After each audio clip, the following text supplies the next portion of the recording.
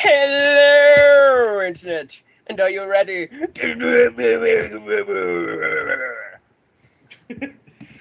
This is S.M.A.F, S.M.A.F, or Stroke My American Football, the podcast about American football, led by people who know pretty much nothing about American football. So, my name is Riddler, saying, what the fuck, NFL? This is Rocktan saying, welcome to the week before that was the week of insanity. It really was. And Ali, we control the vertical. We control the horizontal. Seriously, guys, this week in football was like a fucking episode of The Twilight Zone on the fucking football field. I expected Rod Serling to walk out at any moment and be like, submitted for your approval. Submitted for your approval. Meet the NFL. A place which is required. Meet the NFL. A place which is full of neither logic nor common sense. But we'll talk about the news first before we go into. Let me. If you don't mind, I'd like to start with the news. Probably the biggest news story going on in the NFL right now. Yeah. It's the Von. Have you heard about this? It involves Von Miller of I believe the same. I'm trying to remember which team he's on. Von Miller. He's a linebacker for the Denver Broncos. That's it, the Broncos. Yeah, basically what's happened is this guy is in big trouble because basically the Broncos are actually doing fine without him, thankfully. But the big problem is basically what happened is he has apparently a big drug habit problem. He's got a big substance abuse problem, and he recently got suspended for violating the drug policy again because he's done this before. Here's the thing. Apparently, they found out that he was conspiring with someone to, he got help from someone to basically to basically skirt around their testing policy, and he had basically a guy who was collecting his urine so he could find his way to try to skirt around the policy. I need to in my head. So basically, he was originally suspended for, I don't know, maybe 4 games, and now it went to 6 or 8. It jumped. And he's actually, I've heard people say he's lucky that he's not gone for the rest of the year or longer because of this. Yeah, this guy has problems. Don't they have fucking support groups in the NFL for this shit? I thought the NFL had this shit covered. I mean, they've got almost anything covered. I mean, they kind of let shit fall under the radar sometimes, but I mean, if you're an alcoholic, they have it set up so you don't get caught drink driving. They will send out a limo free of fucking charge to pick your drunk ass up, and then they will send someone else to pick up your car for you and drive it to your house. By the way, fucking football players are so entitled. Yeah, so you don't have to get caught drink driving. They cover you for that. Surely they've got something that covers you if you're a fucking drug addict. Surely they've got fucking rehab programs for that shit. I'm sorry, there's no way that Roger Goodell, who is so fucking conscious about the PR the NFL gets these days, we need to play safer. We need to make sure the players have everything covered. There's too many injuries. Blah, blah, blah, blah, blah, blah. You can't tell me that. And also another thing. Not that long ago, I don't know if you heard about it. Supposedly I heard that the concussion lawsuits actually finally happened. Oh, fucking time. Jesus Christ. I'm just saying, there's no way Roger Goodell, who's so conscious about PR, has not set something up for drug addicts. It's either on the NFL, who's just either ignoring this guy, or they're trying to talk some sense into this guy, and he's not giving a fuck and continuing. He's got the Scott Hall syndrome, you know? It's either or. There's no in between about that. They can fucking force a guy into rehab. I'm pretty sure about it. Some other news: Josh Freeman is up on the trading block, guys. The Buccaneers are obviously not happy with Tampa Bay quarterback Josh Freeman, and he is on the trading block. Because they benched him in favor of rookie Mike Glennon. And the idea really is, which team is going to need him? Because apparently Mark Sessler has already identified several teams in need of a quarterback, saying that the Jaguars, the Browns, likely will solve because the Jaguars and the Browns will probably solve their quarterback answers in the draft, and because the Jaguars and the Browns, two of the worst teams in the league, have zero interest in a trade for Josh Freeman. So my question is... Well, the Browns, Josh Whedon was like, I think he had some kind of like thumb injury, so he didn't play. Yeah, but they're not interested. The guy who played, his last name was Hoyer, actually did really well. So I think they might have actually found found their guy. Possibly, we don't know yet. It's only one game. Yeah, because the Browns have this whole new regime shit. That's which is why they got rid of their running back and shit like that. They got their new regime, which they got to follow because they want to navigate themselves a path to the Super Bowl. Which the idea of the Cleveland Browns going to the Super Bowl, that's hilarious. But they are also out of the Freeman trade market because it does not. Josh Freeman would not any team. Because this is kind of an insult to Josh Freeman. They have an emphasis on finding a championship-level quarterback, which apparently good luck with they this. They do not think that Josh Freeman is such. I could personally. I'm curious to know if like the Vikings are looking at him at all. Well, the problem with the trade is the reason that some guys are kind of reluctant to go after this trade is that he is not inclined in any way, shape, or form to accept a pay cut or sign an extension as part of the trade. He is not inclined to do either of those things. So teams are kind of like, well, we don't, because like he's got $6.44 million due on his guaranteed base salary of 8.43. And with free agency on the horizon, any team interested in him could literally just go to that. He doesn't want to accept any less than $7 million in guaranteed trade. Really, it's just what teams? Actually, it does actually mention that the Vikings in this line is that Freeman essentially is untradeable unless the situation arises similar to the Minnesota Vikings best playing with Donovan McNabb 2 summers ago. The two sides found enough common ground. I don't think that's a Washington Redskins. So they're bringing those up.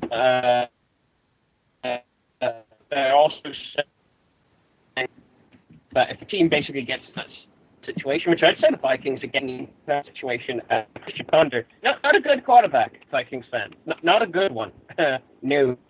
One team they wanted to take into consideration Raiders. Basically, they have no idea what team Freeman would be for. And I'm in that consensus. I have no idea what team Freeman is good for. I thought he was good for the ball. He seemed to be having a good run the ball. Apparently, not trading this son of a bitch. He wasn't good for the Bucks. Any idea what team he would be good for? Vikings, maybe. When you brought that up, Rectangle. Break it up. Bring up, dude. Breaking up. I'm thinking about the various teams and trying to think of like who could use someone. It's really tough to say, honestly. Maybe Tennessee. I don't know. I mean, like, Jake Locker is not the greatest, but he's okay. Yeah. The only other one of the only other places I could see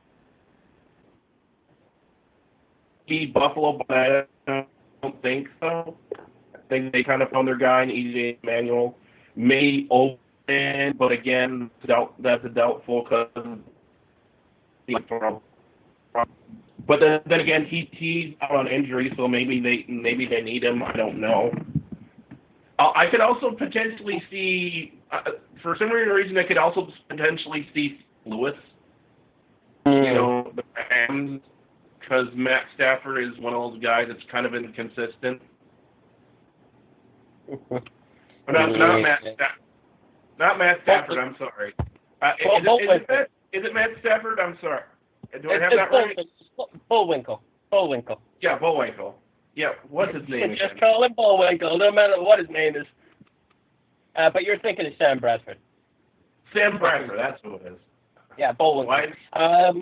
Yeah, that's the thing. He'd probably be good for the Rams, the Vikings, if they're not too stubborn to let go. Christian Ponder. Other news. I could see him like filling in like as a backup role, right? And put him in a backup role and like have. But then they do have Matt. They have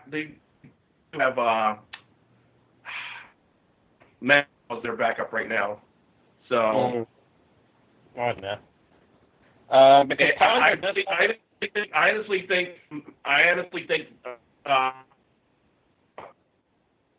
Josh Freeman would probably be a better backup than Matt Castle at this time. I don't know. Just thinking, others. Am I breaking up at all? It's fucking terrible. God. I couldn't understand a single thing you said. Everyone seems to be breaking up. We'll start. Call. We'll start it. In the call, like I said. Okay, everyone else on the call. The recording starts automatically when I end the call and come back. So. Oh, it's recording? Yeah. Awesome. Okay. Sorry for those technical issues there. To recap, just in case there were audio issues in the recording, we covered that Bucks want to trade Josh Freeman, and Von Miller is addicted to drugs. Other news, kind of minor news. Joey Flacco is rejecting the leadership comments made by Ray Lewis. He says that Ray Lewis knows better, and is not accepting his advice on leadership. Chip Kelly and Peyton Manning are kind of unhappy. Oh, no, not Chip Kelly, sorry. Peyton Manning is unhappy, and Chip Kelly responded. That was it. Peyton Manning is not happy that the Denver Broncos have less days to prepare than the Eagles do to recover from injuries and such. The Denver Broncos only have 6 days until their game, whereas the Philadelphia Eagles had 12. Yeah, I mean, honestly, I don't think he's just pointing out a fact that he has less time to prepare.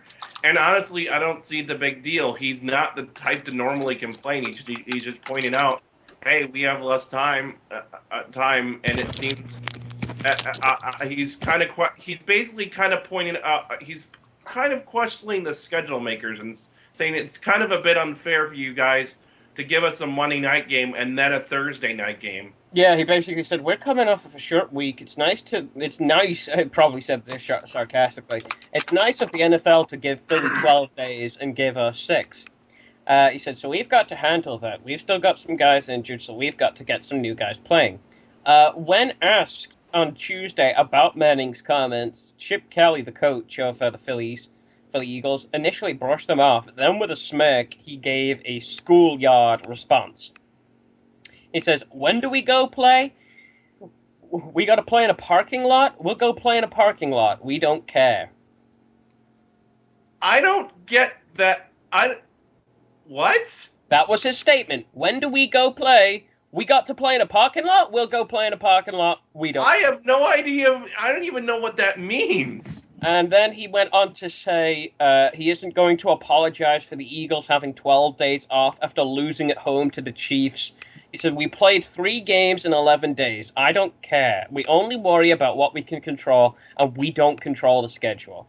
But that's the main thing. This is the main statement. I have no idea what he's on about. Does he mean we'll play whenever and wherever? This is just the time we've been given? That's the only assumption that I'm making here.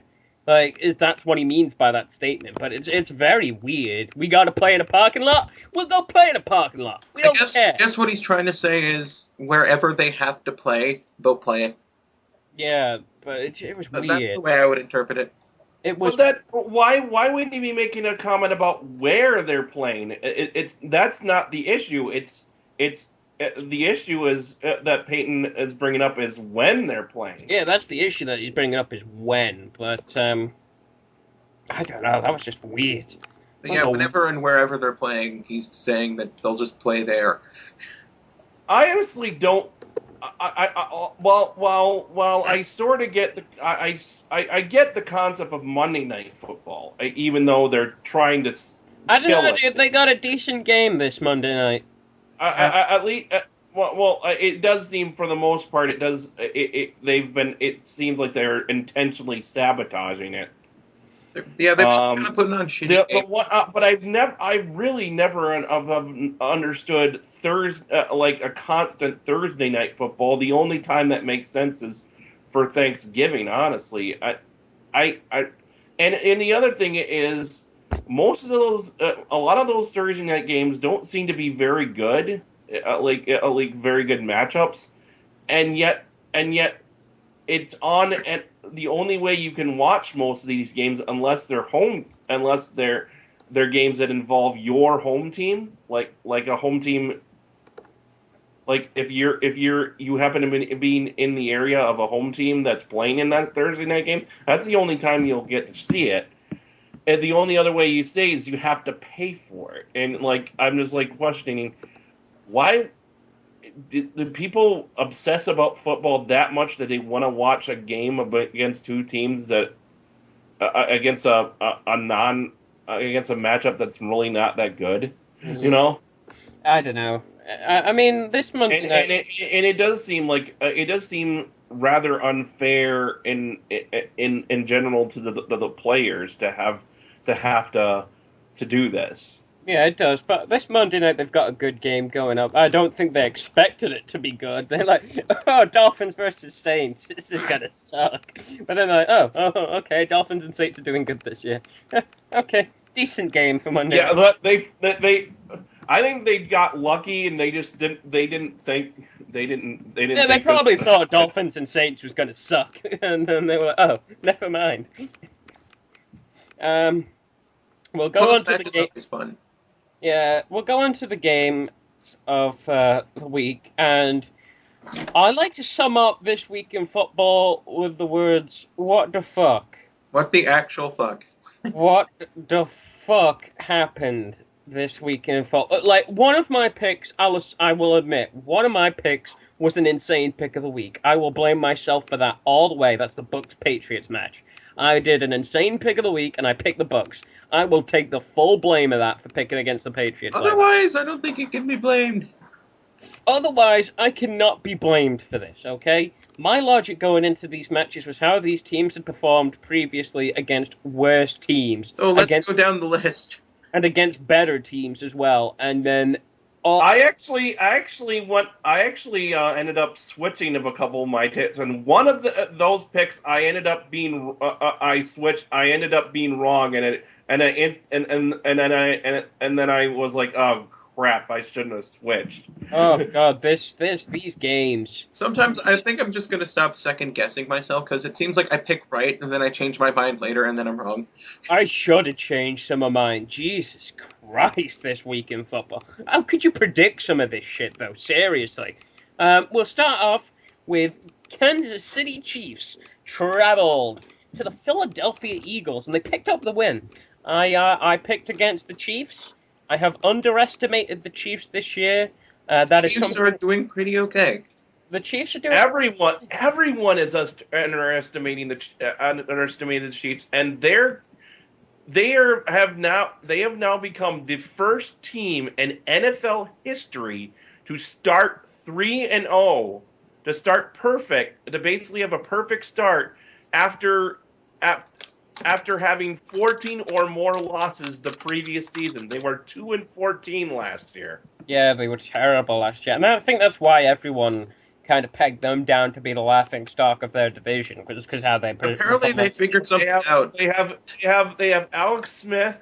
They have former Eagles coach Andy Reid. They got Andy Reid. That's always a good thing. I was going to say, apparently they figured something out between then and now that's making them play a lot better. They got they have a better defense than people think they do. They have Jamal Charles, who he's a rookie. He's okay for a running back, and we got an underrated team. They got an underrated team, and I underestimated them, and that is something I will not do in the future. I'll keep that into note. I will keep that into note. That this team is a lot better than I thought they were, and I will take everything bad I said about the Chiefs. The Chiefs are kind of like that team that I want them to win, but I knew like it was always like I want these guys to win, but I don't think they're going to. But now that might change, because I got a little soft spot for the Chiefs. I'll admit it. The Chiefs 26, the Eagles 16. Alex Smith threw 273 yards for that game. He had no touchdowns. Jamal Charles, he ran 92 yards for 1 touchdown. The top receiver was, don't know his first name. I'm sorry. I don't follow the Chiefs that much. Let me find out what his first name is. Their top receiver was Donnie Avery. He recepted 141 yards for 0 touchdowns. Michael Vick had 201 yards for 1 touchdown. The top rusher was, if it would show me, thank you, LaShawn McCoy, for 158 yards, 1 touchdown. So he had a much better game than Jamal. And the top receiver was, but they still lost. The Eagles did. I didn't watch this game, so I don't really know how it went. I just know KC. Actually, here's the thing. Philadelphia did have some sacks, but the problem was Vic was committing turnovers, which is this is something he struggled with the past few years, and it seems like it's still a problem for him. Ooh. And yeah, he got intercepted twice, I believe, and he also fumbled twice. Their top reception for Philly was Jason Avant, 87 yards, 1 touchdown. I think Philly's gonna be okay after this comeback. I don't think they are yet, right now. Who are they facing this week? Or are they on a bye? They might be on a bye. Let me check. Eagles. I think they're on a bye this week. Oh, no, they're facing the Broncos. Okay, they're probably going to lose to the Broncos. Yeah. Yeah, they're facing the Broncos. They're facing the Broncos. I originally had the Eagles picked, but I had did this like way in advance before the season started, so I'm quickly changing that to the Broncos. Let's just not pick the Eagles. Let's just not pick the Eagles this week. What the fuck happened to the Eagles? I mean, let's just say the Eagles were doing well. Mm-hmm. The problem is they're going against the Broncos, which are just the most locked in team out there right now, and dude, facing the most locked in quarterback of the year. Dude, right now, I'm not gonna lie. At the age of 37, Peyton Manning is probably playing his best football of his career. I'm not gonna lie, dude. Yeah, I was in that crowd that thought, dude, he's gone to the Broncos. He's fucking washed up. He's gonna be like the next Brett Favre. still playing when he can't fucking throw a ball to save his life anymore. And I thought that was the direction Manning goes. And he completely and utterly shuts me the fuck up, doesn't he? Here's the 7-yard touchdown game. I'm leading in the fucking Player of the Week awards. Here's this fucking amazing fucking gun arm that I've suddenly developed in old fucking age. I'm like a fine fucking wine, bitches. I'm Peyton Manning. Fucking Peyton Manning, dude. Still kicking ass, Yeah, and he's still like a kicking vet. ass. Yeah. This is a year after he had like the one. He had a comeback year and was second runner up to Adrian Peterson for MVP because of just how freaking amazing he was last year. Dude. And now it looks like he's even better. Dude, than he, fucking he's looking amazing. better.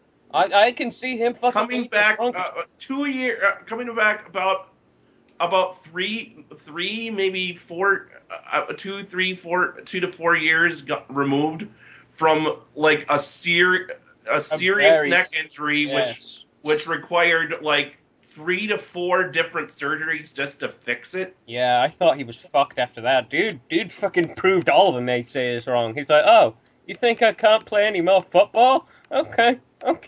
You watch till I go on the field, motherfuckers.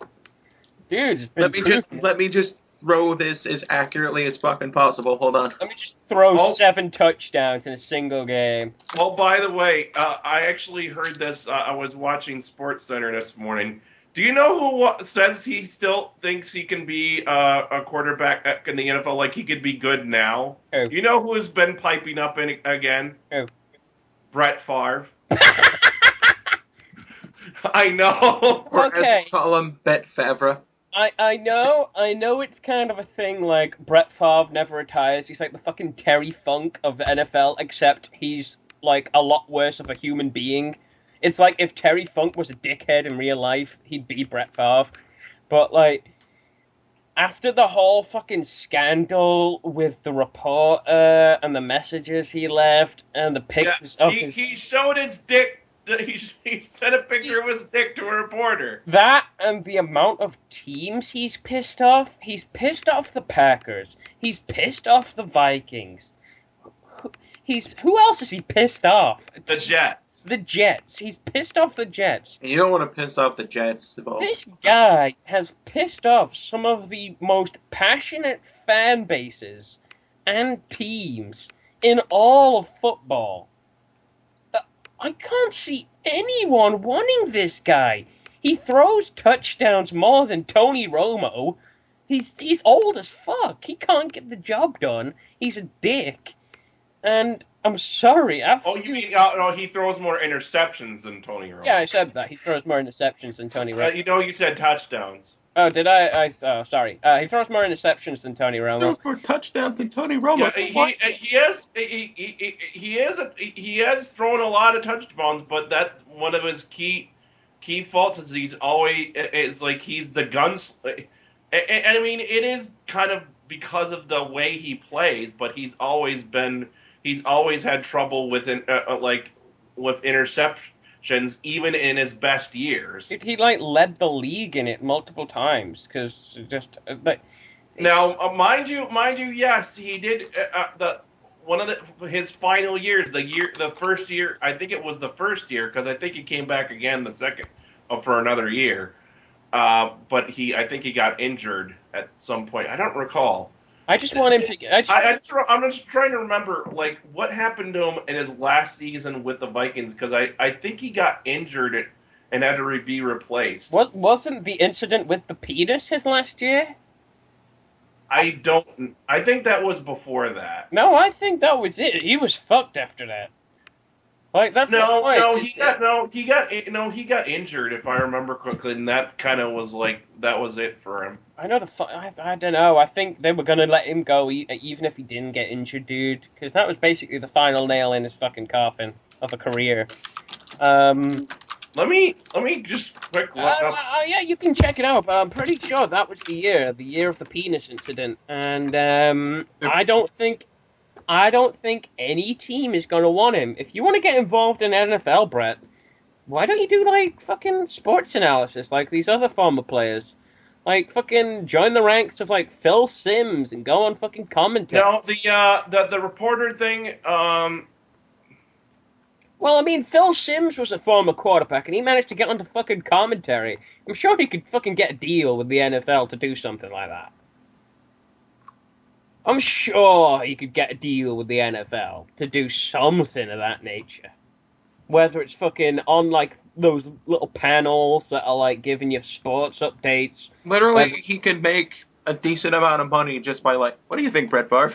You know? Yeah, literally, he could literally make a decent amount of money, unless if he hasn't made a fucking enough. But, you know, it's, Well, he not could like make... millions and millions of dollars, but he could still, like, bring home paychecks just by He just could- commentary.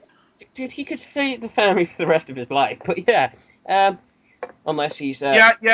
I was right. 2010 was like he got injured. He got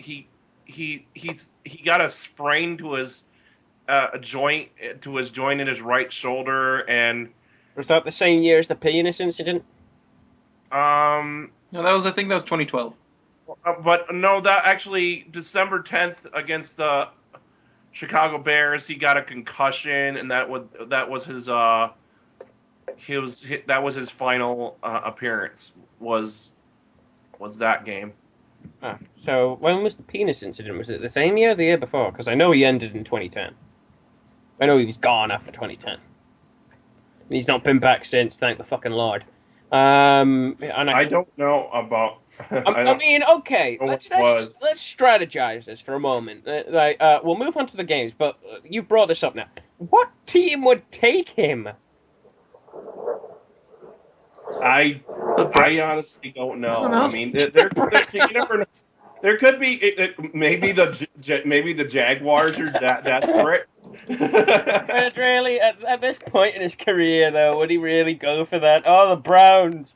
I could totally lead them to a Super Bowl. Fucking no, Mark's he's like done. 50. Shut up. He's done. He's done. He's like he is. He's like the only thing that would make him more like Terry Funk is if he gave a forever speech. Forever. NFL #1 forever. Forever! And then, like, every match and every fucking game's his retirement game. We'll move on to the Texans taking on the Ravens. I almost said Rams. No, Ravens. Ravens. Ravens. The Ravens. Ravens kind of surprised me. I thought they were fucked. Nope, guess not. Yeah, I mean, Texans 9, Ravens 30. My question is, what the fuck caused this comeback, Ravens? Fuck, I thought fucking Texans were like all-stars at the moment compared to the Ravens, who are only okay. Apparently, suddenly the Ravens woke up and said, "Hey, so what if we lost all of our a lot of our defensive guys? We still have enough. We still have enough guys to stop people. I'm sure. We still have enough guys to defend."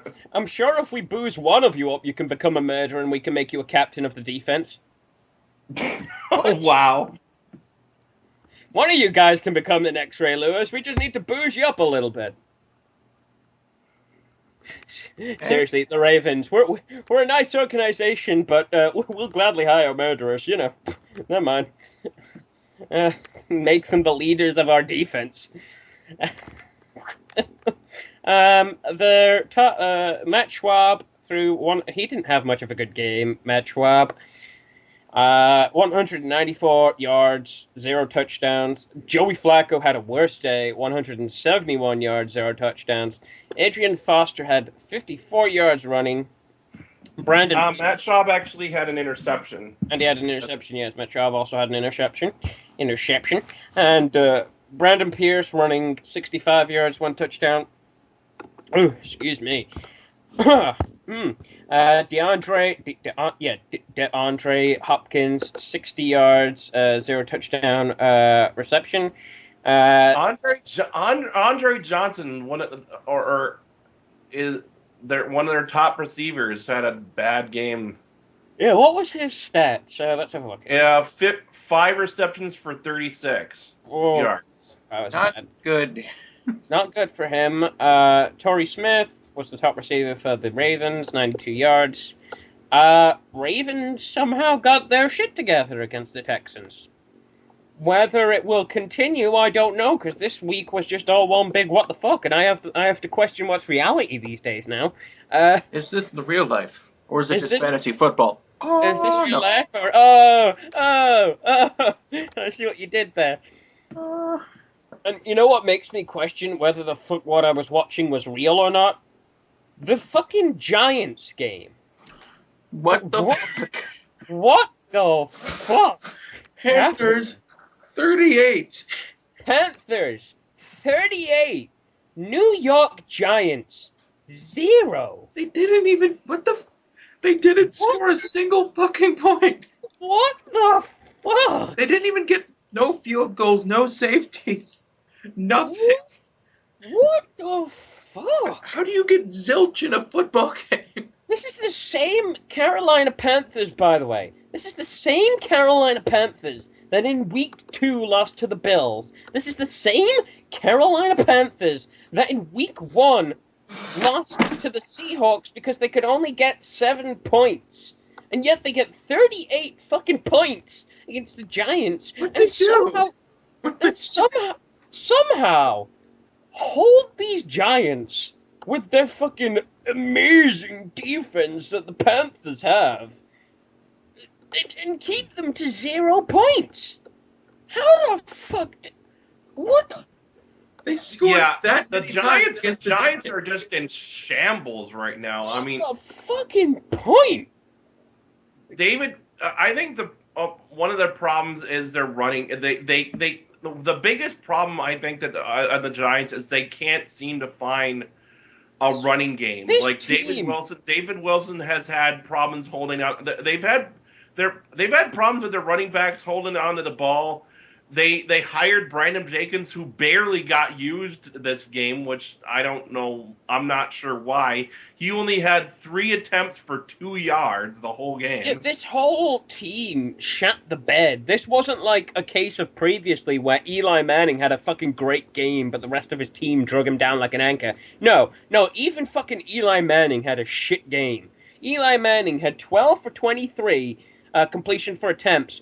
119 yards. That's for Eli fucking Manning. 1 interception. What the fuck, Eli? David Wilson, 11 carries for 39 yards. That's 3.5 average. Manning himself had to run it once. He carried it for 14 yards. Because David Wilson wasn't getting the fucking job done. Receiving. Fucking Brandon Myers, 3 receptions for 33 yards. That's 11. 2 receptions for 40 from Victor Cruz and Hakeem Nicks, which apparently isn't even listed in the receiving. I don't know if he's injured or what's going on there, but yeah, Victor Cruz was apparently just nothing was happening for him. He only had 3 receptions for 25 yards. There is something extremely wrong on the Giants team. To be completely and utterly shut down by the Carolina Panthers, who struggled against the Bills and the fucking Seahawks. Well, at least the Seahawks make sense. Well, it was a 12-7 point game, though. So it wasn't that much of a, oh my god, the Seahawks proving that they're the dominant team. No, they only won by 5 fucking points. Yeah. But now they're winning by a lot more than that. What the fuck happened? New York must be shitting itself right now. Because, think about this year. New York, it's either you support the 0-3 Giants, who are shitting the bed against teams like the fucking Panthers. They're fucking shut down against the... Do you know how badly you have to fuck up to be shut down? To have not a single point to your fucking team's name? Do you know how badly you had to fuck up to do that? Very fucking badly. You had to send out a team of just complete and utter retards that week to lose like that against the Panthers. You're 0-3. You've not won a single fucking game. You've gone 0-38. Your choice as a New York fan, as a New York football fan, is the Giants or the Jets. Suck or shit? Usually, I'd go for the Giants. Oh, here, yeah, the deep, somehow out of nowhere, what the hell? Where I have to say, either Eli Manning is like not holding on to the ball too long, or his offense is not blocking. I would say more so the second. I don't think his line's He giving got enough time to sacked. get the ball. He got sacked 7 times. Jesus. Where is your offensive line? Yeah, his offensive liners they didn't even fucking try to protect him, and he just got sacked over and over, and he couldn't pass the fucking ball. Then he probably panicked a little bit because he kept getting fucking tackled. This. Oh my god. If you start getting like hit, if I have 300-pound motherfuckers running into me like 7 times in a row, I'd be a little afraid to throw the ball. Even multiple Super Bowl winner Eli Manning is going to have a bad day. Like, it just you couldn't even get in field goal range? Really? How many attempts were there? That's actually a good question. Let's see if I can find that anywhere. If there's no attempts, they couldn't get close enough, and if there were attempts, their kicker sucks. Kicker fucking sucks if they could. I don't think they got there. Let's have a look here. Kicking. There was one field goal attempt. Whoa. And it missed. Whoa. One field goal attempt. At least they tried. No, they didn't. What the fuck? Giants. That's hilarious and also kind of pitiful. What is Tom Coughlin doing to this team? I think he's just gotten crazy and the dude needs to retire. I'll tell you this much: Tom Coughlin just does. Tom Coughlin seems like flabbergasted at this point. He doesn't know what. He looks like he doesn't know what's happening. He just like he's like I don't know what to do. He's a deer caught in the headlights. He has no fucking idea what to do with this team. Not a clue. The dude either needs to retire, be fired, or you just fucking rebuild this team. Because something's fucking wrong here. Something's very fucking wrong here. If this continues like this. Jesus Christ, who are they winning against? Who? My God. Jesus. Oh, the Browns. Surely they're going to win. Are they facing the Browns at any point? Are they facing the Bills? Surely they'll win against somebody. Jesus. Yeah, but the Browns beat the Vikings. I know! What the fuck? It's weak! Ugh. Moving on. Browns! We'll move on. We'll get to that when we get to that. We'll move on to the Detroit Lions traveling to Washington to face the Redskins, and they win. I have no idea. Whoa. Basically, the score. If you look at the score, Detroit scored 10 points twice, and that's kind of what made the difference. Even though the game, so it was one of those cases where the game looked a little closer than it might have actually been. I don't know. Matt, I can tell you this much. What is going on? This RG3 just doesn't seem to be able to do it for these guys. I'm wondering if he's like a one-hit wonder kind of QB, because you do get them every now and then that like they'll have an amazing the big upstart, and then he just kind of slowly turns to shit. And you'll see as well, like if like you've seen it in the past with quarterbacks, like the team gets sick of them, trades him away, and then that first year in that new team, he suddenly puts on like a fucking Super Bowl performance, and then after that, he becomes complete and utter shit again. Those are the one-hit wonders. There's still there. I've been watching. You know, I watch. Well, I don't. Well, I guess I'm you. not saying that. I'm not saying. I guess Riddler, you can't watch. You don't get to. You don't really, because it's American football. You don't get. I've got first row sports, dude. I can watch. Yeah. Well, no. What I mean is, like, you can't watch like sports analytical shows. Oh, You don't. You no. don't get to watch you don't get to watch. Do you get ESPN at all? If we do, I don't know if it shows like that kind of shit. That would be. It's kind of like we'd have to pay to get the sports channels, but if we. But basically the sports commentary some commentators or whatever, you know, were basically saying that he doesn't. He's not there. He's not 100. People keep saying he's not 100%. Like his leg is. You can that they're still seeing. Why do you keep playing him then? Do they not have a second stringer? Did they not have a third? They have. They do. Then why can they not play this guy? I guess the second stringer is unreliable. Well, no. My point is, I don't care how unreliable it is. Someone else made the argument in the same show that they basically said they need to let he just came off of restrictive surgery. They need to let him actually feel get better as he plays. I understand that, but basically, like Adrian Peterson during his tremendous year last year, he was having an okay year, but he didn't really get going until like week 4. Fair enough. So maybe it may be just a case of they were making the argument he's going to get better health, if he's going to get better as health wise, he needs to be playing or something to that. I mean, the numbers don't scream like a guy having a bad game. No, this doesn't scream a guy having a bad game. Still has a good arm. He has a good arm. He's decent at running, but he's not exceptional, probably because of his bad leg.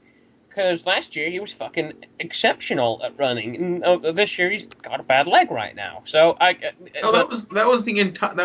was his entire selling point, was he was really slippery, you know? He was a really good fucking scrambling quarterback, yeah. And the problem is right now he can't, with not as good as he can with that leg. I mean, he's decent at running. Like this game, 6 carries for 37 yards. He had a 6.2 average. That's pretty fucking good for a quarterback. But he can do better than that, and he knows he can do better than that. Well, one big stat I will walk at is like both quarterbacks' completion average doesn't. I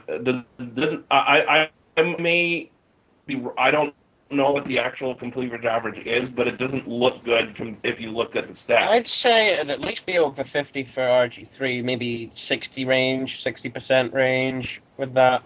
32 completion for 50 attempts. He had 326 yards. Let me see if I can find out what. Matt Stafford would definitely be in the 50% range, 50s. 25 for 42, 385 yards, 2 touchdowns. Yeah, it just I didn't watch this game, sadly. The only games. Robert Griffin, completion rate of 74.2. Okay, 70%. Not fucking bad. Not bad for that. The only games I watched were Matthew Stafford's completion rate 95.8. Yeah, the only games I watched were the Dolphins and the Vikings games, and because I got to watch them on First Row Sports, I could literally watch them anytime I wanted. So it isn't the greatest. No, it's not the greatest, but it's decent. It's decent. But he's not been really known for his running. Here's the thing about this: as we talk about the curse of the cat. Yeah. When it comes to teams with cat, have cats as their logos, yes. either their logos or their team name or whatever. Well, the Lions had. I actually switched my pick to the Redskins, and I had originally picked the Lions, and it was because a very important statistic was revealed to me while I was watching, sports commentary or whatever. The Reds before this game, after the Redskins moved from Boston to Washington, the Lions had never won against Washington at home. Ever. There's the cat team. There you go. 21. They were 0-21 against the Redskins at home. Well, they broke that. Yeah, they broke that. They broke the streak. Maybe that curse that they. That was what swayed me enough to switch my pick. Was like, oh, geez. I know there was a curse that originally. I would think. I thought, yeah, maybe it'll be a close game, but they will just end up pulling up short.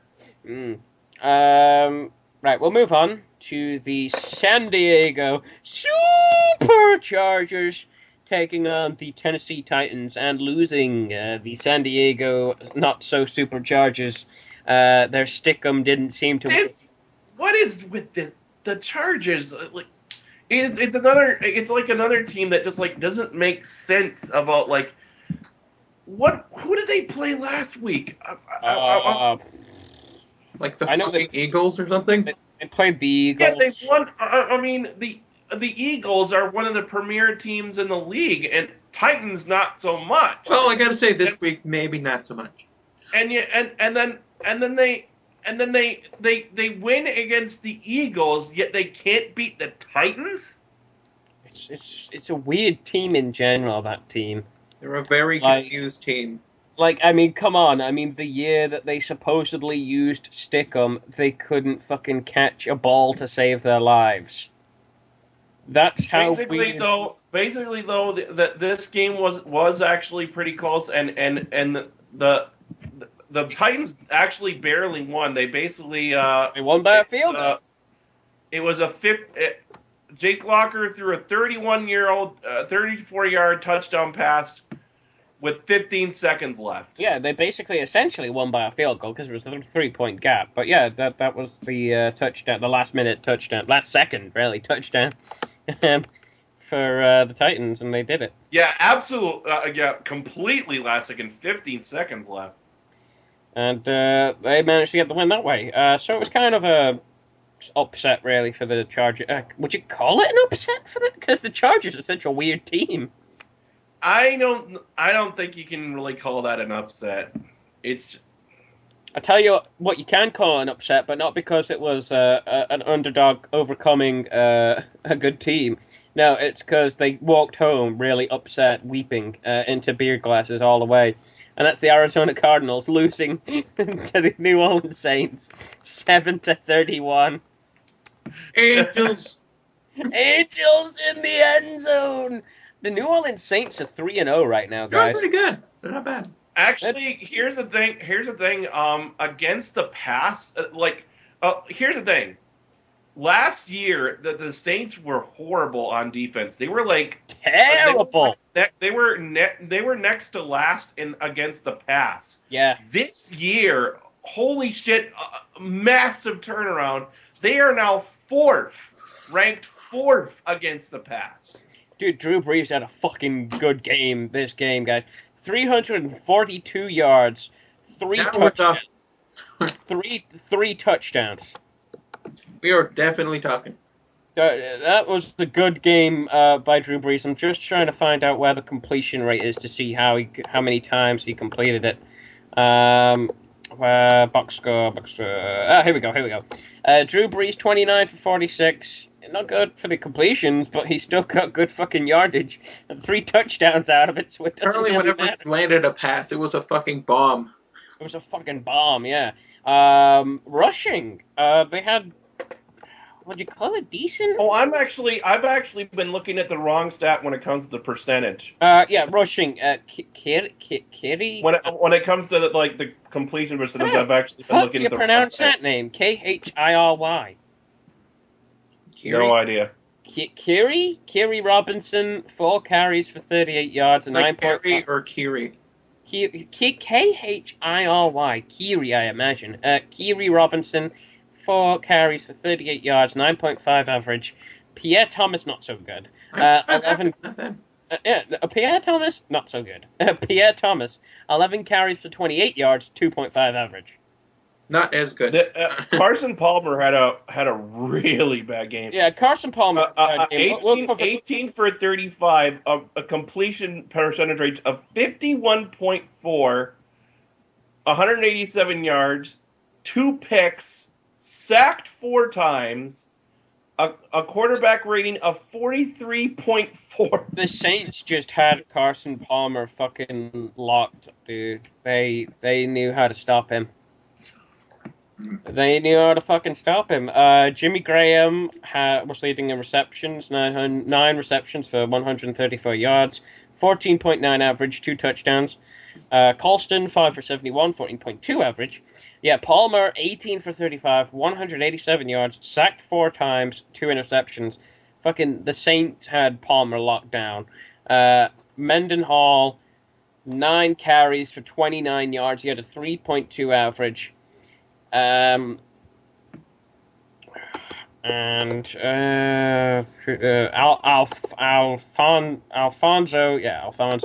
Don't know why I had trouble pronouncing Alfonso, but there you go. Alfonso Smith, 3 carries for 27 Alfonsi. yards. The Fonz. The Fonz carried 3 times for 27 yards, 9 average, 1 touchdown. Fitzgerald, 5 receptions for 64 yards, 12.8.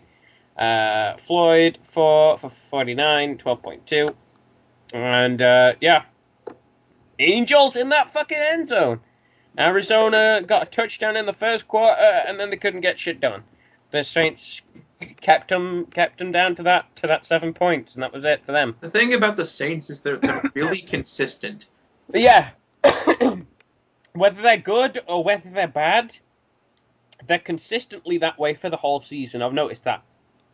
They can be good for an entire season, but when they're shit for that entire season. There's no up and down points for them. It's very weird. Like, even when they have a bad game and they're good, they have a good, bad game. It's weird.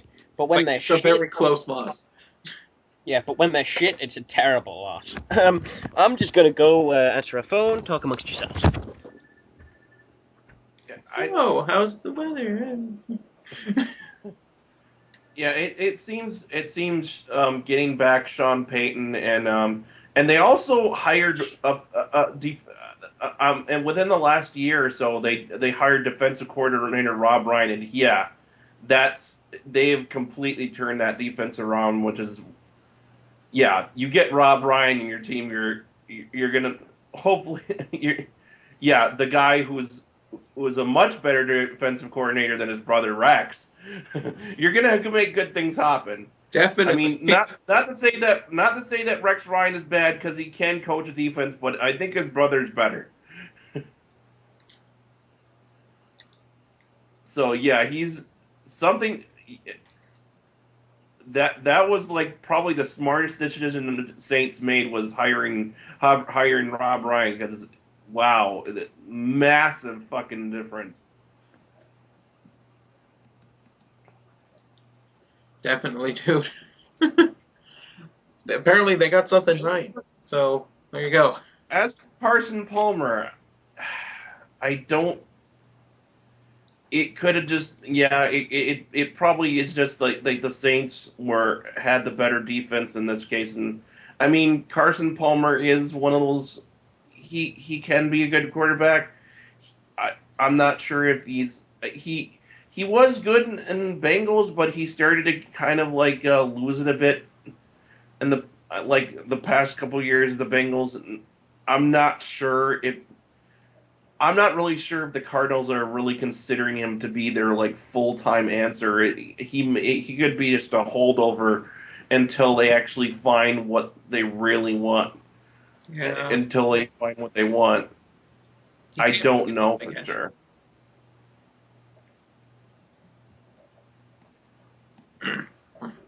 I wish I knew more about football.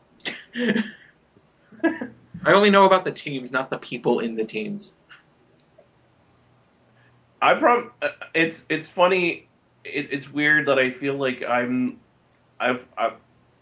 I feel like I'm the most knowledgeable probably person on the show, and yet I still feel like I know Jack.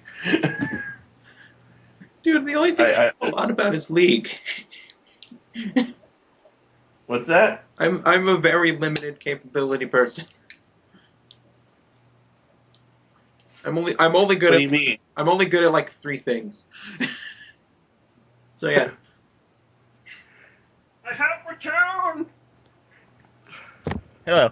I was just mentioning, Riddler, like the probably the smartest thing the Saints did was they hired Rob Ryan as their defensive coach. No, the smartest thing the Saints did was make a prayer to Christopher Lloyd. Gonna stick with that joke until it dies, and even when it dies, I'm gonna stick with it. Moving on to a team that pretty much Joseph Gordon-Levitt. Yeah, moving on to a team that pretty much should have come out with zombies being dead themselves. The Buccaneers managed to only get a field goal against the Patriots. Yeah, I kind of figured out. It is the Patriots, but this is the same. This is the same Patriots who've been lazy butt fucks this entire season so far. Well, at least they're starting to go back to Patriot standard, you know. It took 3 fucking weeks, but yeah, they've done it. Yeah. What I think though is they're still gonna need like a fucking upset loss to really fucking drive it home. No, you can't stop being lazy fuckwads just because you're the fucking Patriots. You can be the fucking Patriots, but if you're lazy and don't give a fuck, you're gonna fucking lose a game eventually. Yeah, kind of. You can be the fucking best team in the world. I'm sorry, eventually you're gonna have your fucking comeuppance. I honestly don't think they're gonna be in that kind of position if they keep going the way they are. I don't think they're going to be winless in that case. Who are they facing this week? Falcons. Falcons could get it done. They could. Don't know. We'll get to that when we get to that. The Bucs, there's not much to say about this game. This game would have been so boring to watch, whether even as a fan. I picked the Bucs to get the upset because you really want the Patriots to get their comeuppance. I really want the Patriots to get their fucking comeuppance for being lazy. That pisses me off, not like sports-wise, when a team thinks they're so fucking good that they're so fucking like king shit that they don't have to fucking practice and they don't have to take a team seriously. When a team's like... go. I'm sorry. Go ahead. No, go ahead. I shouldn't. No. Keep going. I'll wait. Okay, because when a team is like that, they fucking deserve to get an upset lot. They fucking deserve this fucking underdog team that nobody thinks is going to get the job done to come out and kick their ass and show them that, look, you're like every other motherfucker here. You've got good talent. How about you fucking use it and stop being like, we're fucking king of the hill. We're the Patriots. We don't have to work as hard as everyone else because fucking we got Tom Brady. Who the fuck cares? We're the fucking Patriots. We're gonna win anyway. Kind of fucking attitude. I want a team to come up fucking along and show them that no, you're not king shit. You're only king shit when you actually give a fuck. You're like every single other motherfucker on this league if you're gonna be lazy and not give a shit. You're basically like the fucking Browns at that point. Because eventually teams that you should be beating are going to come out and fucking stomp all over you. I can actually see why I can see stat-wise why they might have wanted to get rid of Josh Freeman. His percentage rate over 3 games is only ranging in the in the 40-point range. Oh, that's bad. Yeah, that's bad. There's not much to say about this game. It's just I wish the Patriots would get there. He's only getting intercepted once per game. He has gotten sacked he has gotten sacked a total of about 7 times, but I don't think they may not be his fault.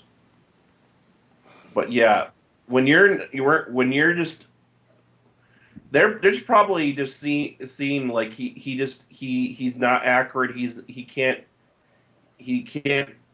not getting the ball to his receivers in general. He's just failing at it.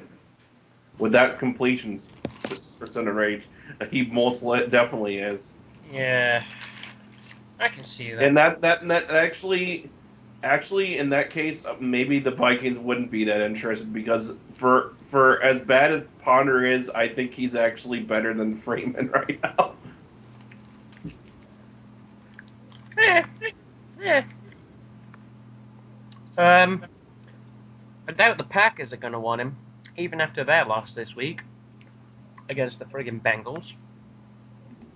That was just, I think this was a case of like, I think this was, I'm not going to blame this on Aaron Rodgers, honestly. I think this was, although he didn't have the great, it may look like he probably had a better day than he actually had. I think it was like a case of, I think he actually fumbled at one point, and he also had an interception. So he didn't, I mean, if you look at his stats from a glance, it looked like, he had a decent day, but I think it wasn't as good as he probably would have liked it to be. And this was like a case of where the hell is the Packers defense?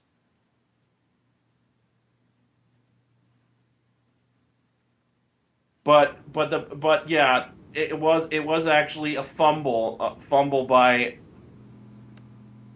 I believe, by Aaron Rodgers that basically cinched the game. It was Terrence Newman picked it up and returned it 58 yards for a touchdown with about 3 minutes left, and that was what sealed the game for the rest of the way.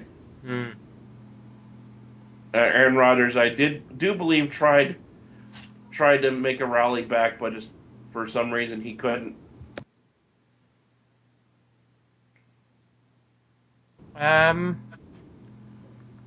It's the Packers. They're probably going to come back from this. It's just, yeah, I wanted them to win, damn it. I picked them. God damn it. And the other thing is the Bengals was rallied back to the game despite actually committing 4 turnovers themselves. It was just like it's as if the Bengals were trying to give the win to the Packers, and the Packers still couldn't get it done. Like, turnovers on both sides. Defense wasn't really getting the job done. Whole team, both teams. It just kind of sucked this week. And again, this week's been weird in football anyway. Another weird case. This is the what the fuck week, really. It really is. Now, this game pees me off. Because last week, Cowboys were terrible. God awful, in fact. Who was it they lost to again last week? Wasn't that? No, it wasn't the Eagles. No. Wasn't the Eagles. Was it the Rams? No, they faced the Rams this week. Oh. Let me have a look quickly. Hold on. What they got? Week 2 it was, I believe. Cowboys. Where are they? Where are they? Cowboys. They lost to the Chiefs. That was it. Yeah, Chiefs in their surprisingly underrated thing. No, I admit now, looking back on it. Like, I thought they lost to a fucking joke, but now, this week, I think the Chiefs are actually really promising.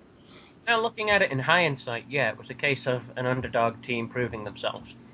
But at the time, when I made this pick, I thought it was Tony Romo being unable to be a quarterback. He kind of is, but... Which he is.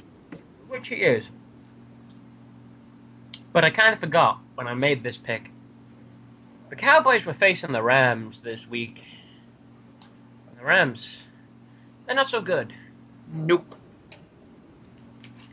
Yeah, apparently DeMarco Murray finally woke up because the Rams do not have a run defense. That was the big key. It wasn't so much Romo. It was DeMarco Murray. Yeah. So it's not the one guy that everyone hypes up. In fact, DeMarco Murray had his first 100 game in more than a year. Jeez. And this was against a team that he torched for a franchise record 253 yards as a rookie 2 years ago. I can believe that.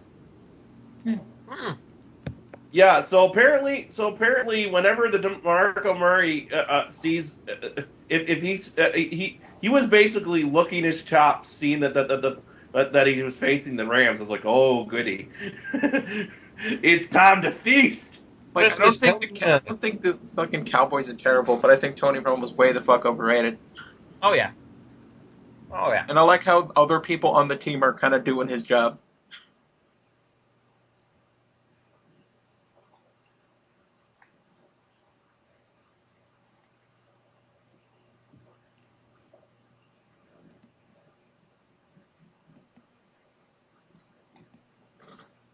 Hello? Anyway.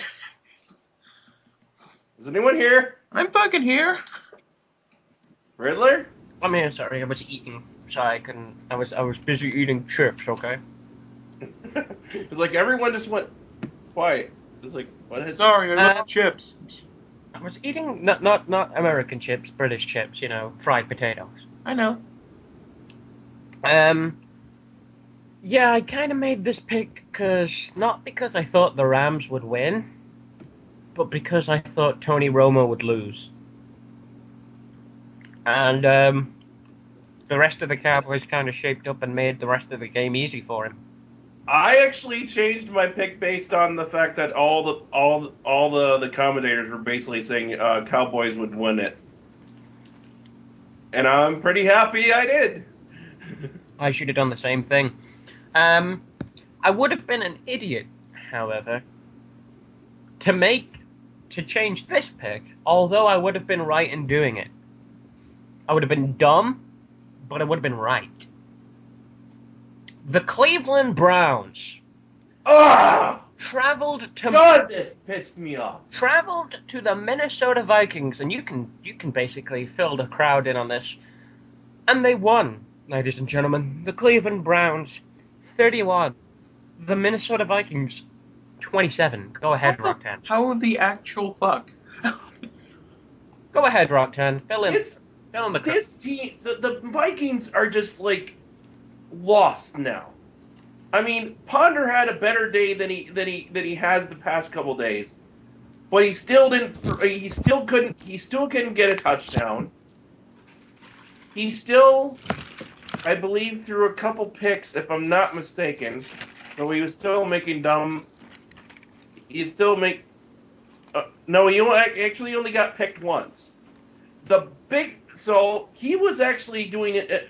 I mean, his percentage was definitely worse than it has been in the past couple days. So Ponder is definitely not the answer that the Vikings are looking for at quarterback. I think that's pretty clear. It's becoming pretty clear. But I honestly don't blame this on Ponder. I really fucking don't. His whole team is not helping him. Entire fucking team. Well, they were getting murdered on they got murdered on special teams twice, because one of the big reasons the Cleveland Browns won this game or were able to score what they did was they they ended up successfully getting or either converting or getting touchdowns on fake field goal plays. They faked the field goal and the Vikings bit hard.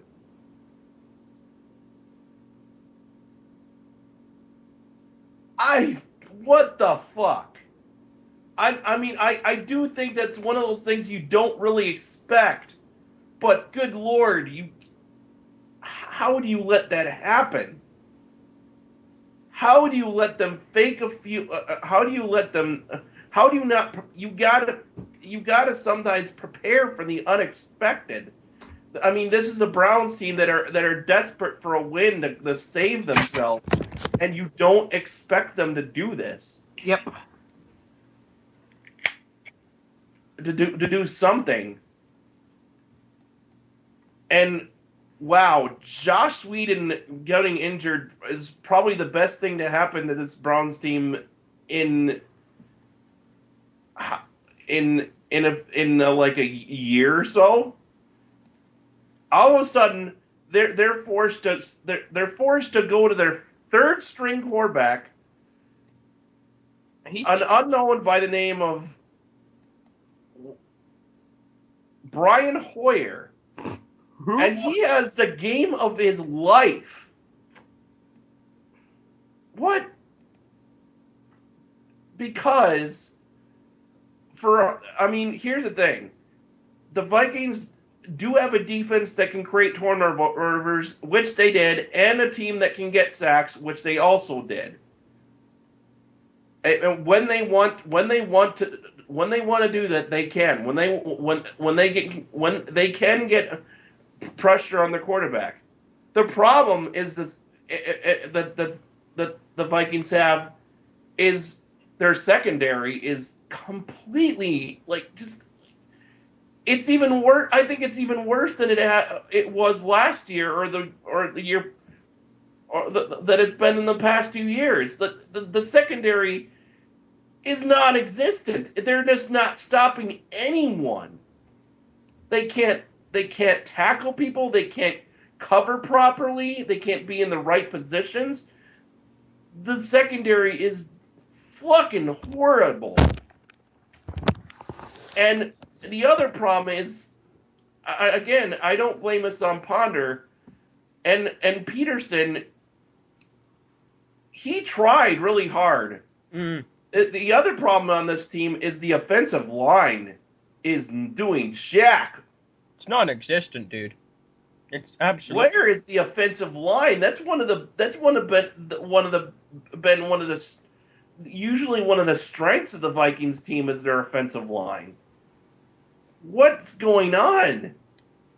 Who's your coach? Leslie Frazier, and yeah, he actually made another dumbass moment. He challenged a call when he shouldn't have. Basically, he challenged when it was like a booth. When it was like it ended up being reviewed by the booth. He tried to throw a challenge flag and got flagged for unsportsmanlike conduct. Basically, this guy, the Vikings for the past 3 to 4 years cannot seem to find a coach that knows what the fuck they're doing. He's better than the last coach, but that's not saying much. Do you think he should be fired or replaced? I kind of see. I'm honestly wouldn't be surprised if it happens. What, this year? Because it definitely could happen by the end of this year. I could see it happening because this team is just going backwards. It's just not and I don't know, and I honestly don't know where they're actually. I'm not sure where the win's coming, where they're going to win a game at this point. And another problem is that Peterson is actually fumbled twice, and this is a problem that Peterson has had over the years. It is if his if his offensive line can't block and create holes, and I think that's when he starts to like. Dude, that's what I have. That's like what a. That's when he starts to fumble. Yeah, that's what a running back needs. You can be the best running back in the league. Your O-line still needs to open up lanes for you. You can be the best quarterback in the league. They need to stay up, they need to push, and they need to open that lane for the fucking running back just to break on out. And they need to protect the court. That is the purpose of the O-line. That is why you are hired. That is why you are given $1 million contracts. It's why you are on that field. And it doesn't matter how good you are if you're getting tackled before you can do anything. Exactly. And hey, heck, this was a game where they didn't know whether they could. The fans didn't know whether to hate or love Ponder because he actually. 2 of the touchdowns, he basically ended up scoring himself by running it in. Because Peterson couldn't. They apparently weren't able to block for Peterson, but they were able to block for Ponder when he decided to run. When he decided to run, it's literally just like fuck it. Well, I'm running it in. And Ponder is that's one thing that I think people that teams underestimate about Ponder is he has a pretty good speed when he decides to actually escape and run with the ball. But he's still having a problem of I believe the pick that he threw was yet another case of he's still staring down his receivers. He locks eyes with them, and then all they have to do is follow his eyes, and they know where he's going. Now there was a time, a long time ago, where quarterbacks could do that and get away with it. Hell, like the Super Bowl champion, fucking Lombardi's Green Bay Packers. Their quarterback had that. There was a play where the quarterback would literally look. He'd try and fake the other team out, but he would literally look at the guy he was intending to pass to anyway, but he still managed to pass it to them because the team was confused. This day you can't really do that. You can't fool teams that easily these days. That's why you play action plays. They need to be done perfectly in order to fool a team. Or draw plays. You need to make it look like that's the play you're going to go for and then do a quick switch. You can't look where you're going to throw these days. You got to just make it look like your eyes are all over the place. You have to look. You have to look around, scan, and then lock on and fire as fast as fucking possible. That it is one of the hardest jobs in football, if not the I imagine the only job harder than that would be a coach, trying to get all these guys to as much as it must be like a dream job for so many people. Could you imagine being a coach for a football team?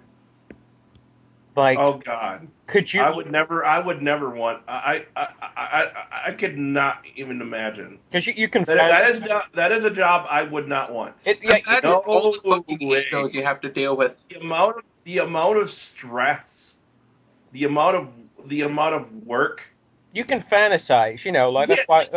As a fucking coach of the NFL, you barely get fucking sleep. That's my thing. That's probably the only job harder than quarterback. But as a player, the hardest job is quarterback, without a doubt. That is the hardest job, because you got to do so much shit with that job. So Ponder, I wouldn't put all the blame on him. It's his O-line as well. You have a non-existent O-line. It's just weird the way the Vikings were surprising me so much last year, and then they've gone back to regular form. It's weird for me, because I was like, oh man, the Vikings surprised me last year. I'll put them at this place, maybe a possible Super Bowl contender, and then they just no. We're back to normal. Here's an interesting thing though about that I just found out about Adrian Peterson. He's not doing too well right now, but his rushing total is actually better than it was at the same point last year. So it could just be a matter of time before he gets what he needs.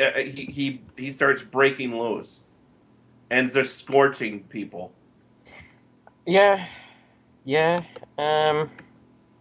But the problem. But I'm sorry, and until that offensive line actually decides to actually play like that they should be capable of playing. Yeah, that's not happening. I just don't see it.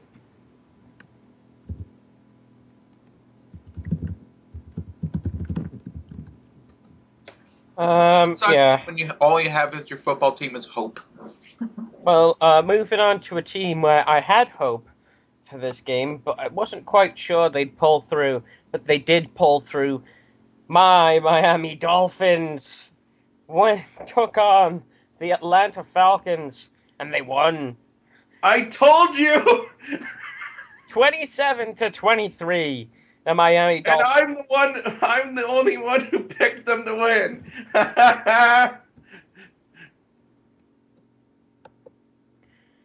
So happy for my Miami Dolphins. But you're probably kicking yourself for picking against them, aren't I am you? kicking myself for picking against them, yes, because I picked for them too because I just thought that the Dolphins were going to underdog the hell out of it. And they it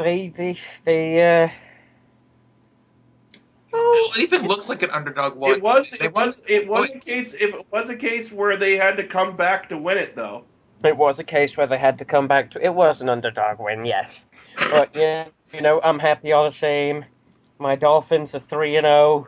They're among the other for the first time since 2004. Yeah, for the first. No, wait. Actually, 2002. Yeah, the Dolphins. I can imagine there's people that are like, maybe we can get a winless season again. Oh my God, it will be a second time. No, that's not going to happen. I think they can hit wild card or the playoffs. I think they could hit wild card or the playoffs. Yes. It's a wait and see for me. Actually, I'll be happy. I will be happy if they go over 8-8. I'll be happy. If they go over 8 wins, I'm a happy Dolphins fan. The threshold of your team not sucking 8-8. Yeah. There is. I will say. I mean, there is no. While there is no excuse in the NFL, the Atlanta has a lot of injuries. Steven Jackson, their running back Steven Jackson is injured.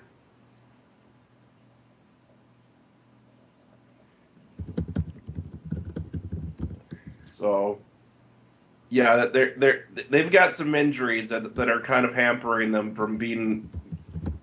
They're kind of hampering them a bit. It was just enough for Dolphins to have the advantage near the end. No. Go Dolphins! Yay! Yay! Happy times for the Dolphins. Yes. Yeah, we'll move on. Move on to the next game, yes. Not so happy times if you're a Buffalo fan. You mean all the time? Yeah, basically. Because the Buffalo Bills traveled to New York. Well, not really. They traveled to New Jersey. To face. They traveled to Jersey to face the New York Jets. And they lost 20-27. Against the Jets. Against the Jets. I believe, if I remember you correctly, you kind of convinced me to switch my original pick of the Bills to the Jets this game. I did. Thank you. I did. Thank you for that. I did. I remember that now. Yes. I forget what your reasoning. I forget what your reasoning was. My reasoning was, I think it was, it was because they had Geno Smith, who's not that bad as a quarterback, And also, although Rex Ryan can't organize an offense to save his life, he's got a great defense. And the Bills, the week previously, went against a team that had a mediocre defense. And I thought Rex Ryan, if anything, the defense would be able to win that game for the Jets.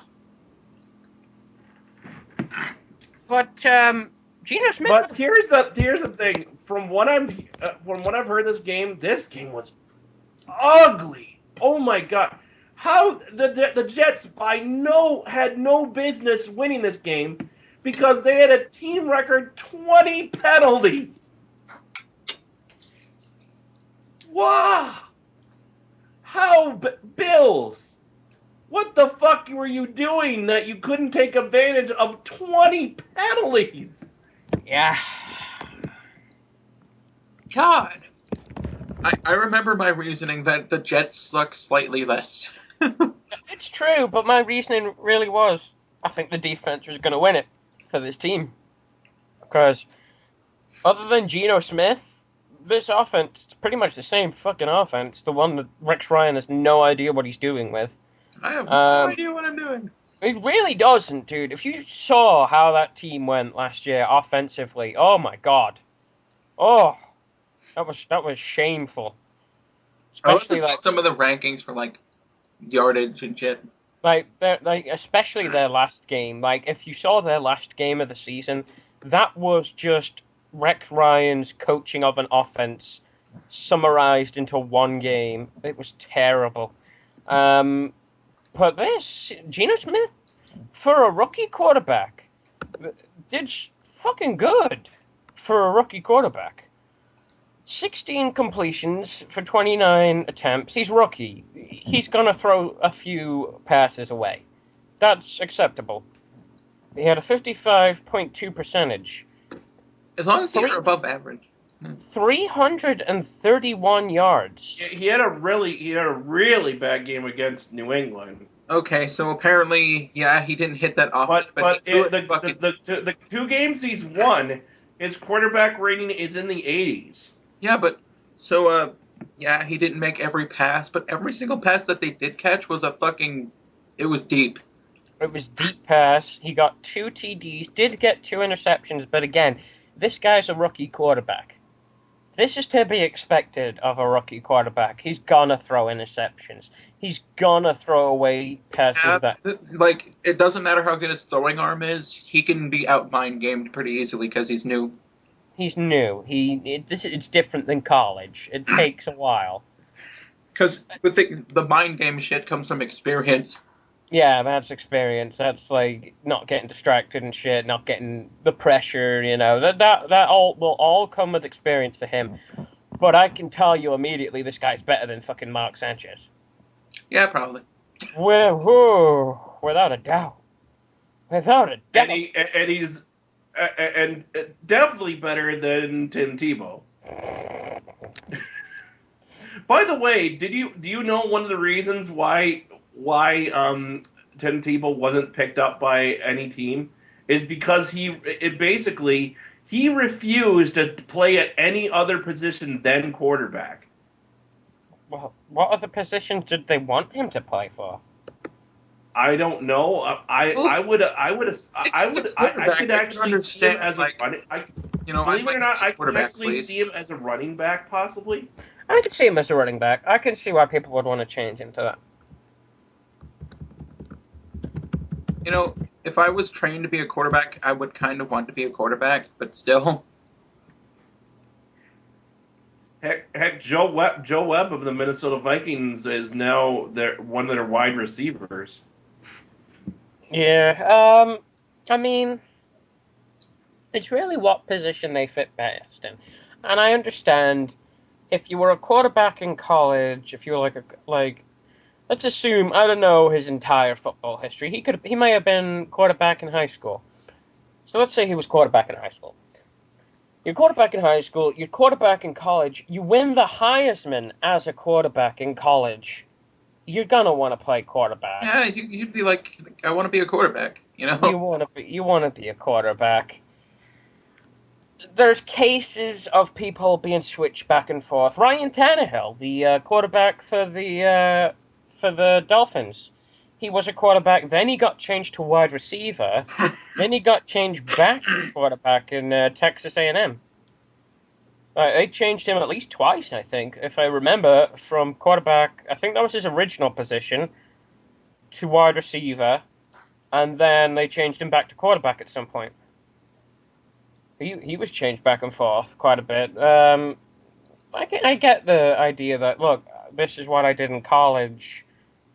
This is what I've always done. This is what I want to do. I want to be a quarterback in the NFL. Sometimes maybe he kind of took his stubbornness too far and like oversold himself to the point where like he should have just accepted a position, you know? Honestly, yeah. If I've been through the fucking like hot potatoing that Tim Tebow's been through, and a team comes to me and is like, "We think you'll make a good running back. We want you on our team." I'm like, "Yes." I'd be like, "Okay, why not? Let me sign the dotted line. Let me try me. Might as well fucking try it, you know?" You might as well try it. He'd be decent at it. Like his whole stay in the friggin' Broncos. It was him running. Is Tebow a good runner? Yeah. If you watch his like Bronco and like some of his Broncos matches, like he runs, dude. He's a good fucking runner. He'd make a good. I guess his problem is he can't throw for shit. At least a decent runner, if anything. Like, I mean, running back is totally different than a quarterback that can run. It is a totally different position than a quarterback that can just happen to run. Because running back, you're going to get the shit beaten out of you constantly, regardless how good of a runner you are. You're going to take some abuse. You're going to have to be tougher than a quarterback. You're going to have to be a lot tougher than a quarterback. Like, quarterbacks, they protect quite a lot. Running backs, you have a back plate, and I think, obviously, the padding and that, and I think that's it. You have the normal padding that every teammate has, and then they give you a back plate, and I think that's it for a running back. Well, you can move fast, and you can't move fast while restricted. So. Exactly. You got to go fast. You're going to be running, or like if you're on a running team especially, you're running. A lot of those aren't going to work. If you're a running team, a lot of running plays are not going to work. You're going to get stopped a lot. You're going to get hit a lot. A lot of plays, it's just going to seem like, why are we keeping on running this? It's not working, but if that's the thing, you got to stick to it. They have a lot of pressure on them, especially if it is a running team, to get that first down, keep the chains moving. Some of them are expected to be receivers as well.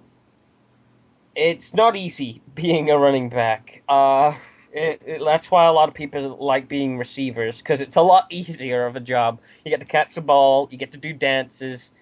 People can hardly hit you until you've caught the ball, really, until you've come into catching range. Running back, as soon as you've got that ball in your hands, there's coming like 4 300-pound men coming to run after your ass. They're coming after your ass, exactly, and most of them are coming. A lot of time, and there's times when there's a lot more than that. Yeah, it's. I'd say, I don't know. I'd say it's the second hardest position, maybe. Yeah. Offensively, at least offensively. Yeah, definitely. At least offensively, because defense, I'm not sure what's hard on defense and what's not. But offensively, it's at least the second hardest position, because you're going through a lot with that fucking position. Although it's just. I honestly think secondary. Secondary is probably one of the hardest jobs. At least offensively, running back is definitely the second hardest position. Whether Tebow would make. While you may not get as beat up as, like, say, a defensive line, you have to there's so much you have to pay. You really have to pay attention to what the quarterback's doing. You have to be in the right position to cover passes, and you can't. And you have to really be conscious of where you're putting your hands on the other players, so you don't get called for interference. Yeah. Whether Tebow would be a good running back or not, that's all up in the air. Because, like I said, there's a difference between a running back and a quarterback who can run. Because the thing with a quarterback that can run is, a lot of the time, teams aren't expecting the quarterback to run. He's got a running back. He can pass it. Why would he run? Especially because it's just like, surprise, I'm running, you know? It's surprise, I'm running, exactly. It's different for a quarterback that can run as opposed to a running back whose job it is to run. Yeah, when it comes to the running back, it's just like, get that fucker, you know? Get that guy. Quarterback, they aren't. That's why Michael Vick's was like one of the best at it, because you didn't know whether he was going to pass or run. That's why RG3 in his first year was good, because didn't know whether he was going to pass or run, and he was a slippery motherfucker. Yeah, now he can't run, so like most of his abilities cut off. Yeah, you put some of these guys at running back. I'm not saying they're going to be bad at it. I'm just going to say it's not going to be as easy to get that same kind of yardage as you did as a quarterback, because the running aspect for a quarterback, it's a surprise. You don't expect it as much. It's a quarterback, he's going to pass it, or he's going to hand it off to his running back. If he wants to run, he hands it off to his running back, or he'll pass it. That's what you expect from a quarterback. When they run, it's a surprise. You put a quarterback at running back, suddenly it's not that much of a surprise. It's his job to run. Let's go after the motherfucker. So whether Tebow would do good is... It could be a sense of surprise at first, because you don't... It could be It's a surprise at first, but later, it's like they have to guess, and they're only going to be right half of the time. It's like, is he going to run it, or what? You know? I think it's a surprise at first because it would be a surprise at first because he's switching positions, and you probably wouldn't expect him to be very good. So they might approach it slightly lax on defense, like they might not be scared of him. Mm. No, and then all of a sudden he breaks it for a bring wrong, and then they go, oh shit, I guess we have to actually pay attention to this guy. Yeah. Yeah, whether Tebow would be good as a running back or not, that's all up in the air. It's kind of too late now since he's in the worst possible team I could imagine. Oh, did someone actually pick him up? No, he's... No, we were talking about... You don't remember what we talked about this last week? Well, I know they wanted to pick him up, but I didn't think that they actually had. Have they actually picked him up? I think they... That's actually a good question. Because I know they were interested in him. I know LA Kiss was interested in him, but whether they picked him up was all still up in the air. As far as I know, the dude's still, he's still... Seriously, to name your fucking team Kiss, you know? Well, it's because Kiss owns it, dude. I know it's that Kiss owns it, but Kiss might be the least threatening fucking football team name. Los Angeles Kiss. That is a good question, whether he's actually been picked up by them or not. I as far as I know, he's still in, fucking limbo, dude. No, he's still being passed around the books of other, a bunch of teams. I don't know. I don't know. There's just a better choice overall. Yeah. Actually, here's the thing. Remember how I said he? Also, I don't want to sound like an asshole, but remember how I said he doesn't want to pick any position. He actually said this after being cut by the Patriots. He said, "I will remain in relentless pursuit of continuing my lifelong dream of being an NFL quarterback." So he's definitely not ready. I would assume that he probably if that's the case, I would bet he might have actually turned it down. I can see him doing that. If he's that determined to be an NFL quarterback, he he most likely turned the deal down from the LA So Kiss. another reason why like Tebow's getting turned down is probably just his personality makes him kind of hard to be around sometimes. Well, yeah, that's the other problem. The other problem is the distraction he brings to a team. It's just this guy's It's a giant media frenzy. He has this giant media frenzy. It's just whenever Tebow's on a team, it's just like he always does shit, and everyone has to like talk about the weird shit he does. Yeah, suddenly it's not about the team; it's about Tebow, and that's annoying. But we'll move on.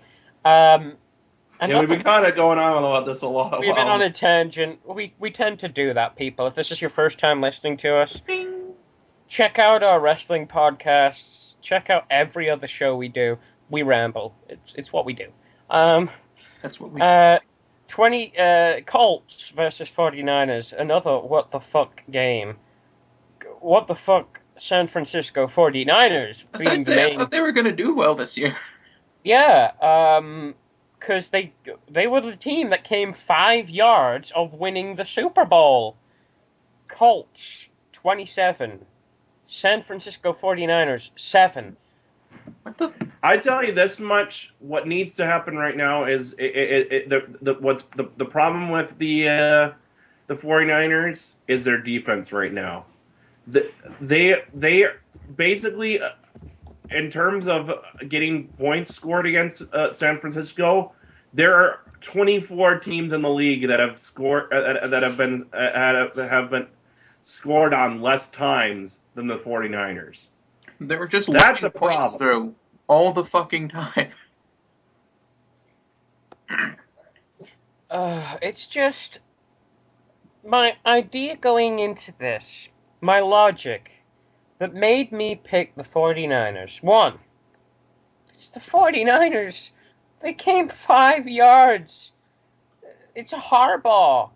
5 yards within winning the Super Bowl. It's led by a Harbaugh. It's Colin Kaepernick. It's fucking the 49ers. I mean, yeah, they're injured, but the Dolphins managed to beat the Colts. The Dolphins were underrated, and they managed to beat the Colts. The 49ers, they're not so underrated. They lost. And here's another story about this game. Is like suddenly it seems like the Colts finally woke up, showed us they apparently do have a defense when I thought they didn't. Dude, it didn't look. They shut them down. It didn't look like Colts had a defense in the Dolphins game, dude. I don't think it was that the Colts had a defense. I think it's just the Honestly, 49ers. I think it might be a morale issue. I think it's a morale issue, and I really because I think Colin Kaepernick has basically the equivalent of PTSD after the Seahawks game. He's shell shocked. Yeah. Which is what? By the way, that's what it used to be called. Oh, screw this PC bullshit. You know how fucking serious that used to be? Like, going on another tangent, folks. Sorry, but seriously, right? Fuck this. Fuck Americans making language softer. If you had shell shock, that was fucking serious. You could end up dead because, like, the only solution people could come up with you is shoot him. It's better that way. We're doing him a favor. Now it's PTSD. It's post-traumatic stress disorder. It's shell shock. It's a serious thing. Well, they just wanted to give it like a medical name. At one point before they changed it to what it is now, they used to call it battle fatigue. Yeah, battle fatigue. It's battle fatigue. Listen to George Collins' jokes about it. He's fucking dead on with this. It's battle fatigue. It's not. It doesn't sound serious. It's like, oh, okay, they just got battle fatigue, so they're really tired. Oh, okay. Never mind. Because my dad told me, because he's a if you think about it, post-traumatic. Okay, the word traumatic sounds serious, I guess, but then you add the word stress, and it doesn't sound as serious. Suddenly, it doesn't sound as serious. Mm. It's just Yeah. my dad, who was a Vietnam veteran, told me about all the fucking nightmares he had after Vietnam, after like 10 years of going back home. It You know? sucks, dude. It is serious, but the soft language wouldn't make you think it is, and that's sad. That is Well, sad. let's move on. Let's move on for that and actually talk Sadly, I about think this. a 1,000-yard stare would be beneficial in football, but still. Oh yeah, 1,000-yard stare would be beneficial in football, definitely. 49ers, it's they need to get the shit together. They're a good team. They are, I but mean, they're just so they're just so under. I'm trying to think of the word. They don't have overwhelmed. enthusiasm. Then they haven't got the enthusiasm. But it's Harbaugh. How does Harbaugh not enthusiase this team? Do you think it's possible that the 49ers could have been overrated here? It could be overrated. I don't know, dude. That team was fucking good. They had an amazing defense. They had amazing running game. They had Kaepernick. It was almost a perfect team. It's like when you looked at football. It's like if you want a good team, you want a team that's at least similar to the 49ers. But that's how good they were, dude. Yeah, I don't know what's going on. I think they're just not motivated or something. Did they have a lot of injuries? I think they do. That might be the case, is injuries, because injuries can take down any team, regardless how good they are. But man, Harbaugh needs to crack the whip or something. Get this team back on the track. Jesus Christ. A team that'll probably never even get on the friggin' track. The Jacksonville Jaguars. God. Still leading their campaign of suck. Still leading their campaign of going winless this season. They went up against the Seattle Seahawks and they got blown out. And this was the game that we predicted would be the shutout. Somehow they managed to score points. Yeah, but still, Seahawks outgunned them. Oh yeah, it was 17 to the Jaguars, 45 to the Seahawks. I think that's the highest scoring game this week. Jaguars went 0-3, Seahawks go 3. There's actually quite a few 3-0 teams so far. Yeah. There is one thing is that Marshawn Lynch had a down game considering the game he had last week. Dude, he only got 43 yards. Oh no, 69 actually. That's here 43. That's Maurice Jones-Drew. Oh, I looked at Maurice Jones-Drew. Sorry, I saw the M and I immediately thought that was Marshawn Lynch. Yeah, Maurice Jones-Drew had 43. Marshawn Lynch had 69. You're right. Yeah, I saw the M. Maurice Jones-Drew, worth every penny, huh, Jaguars? Maurice Nancy Drew.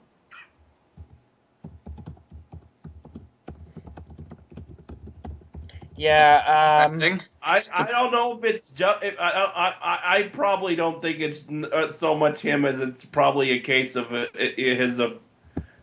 that offensive line is probably the worst in the entire fucking league. How much did they pay for Jones-Drew? I don't know. They do a trade? Too much. Whatever you gave for this guy, it was too much.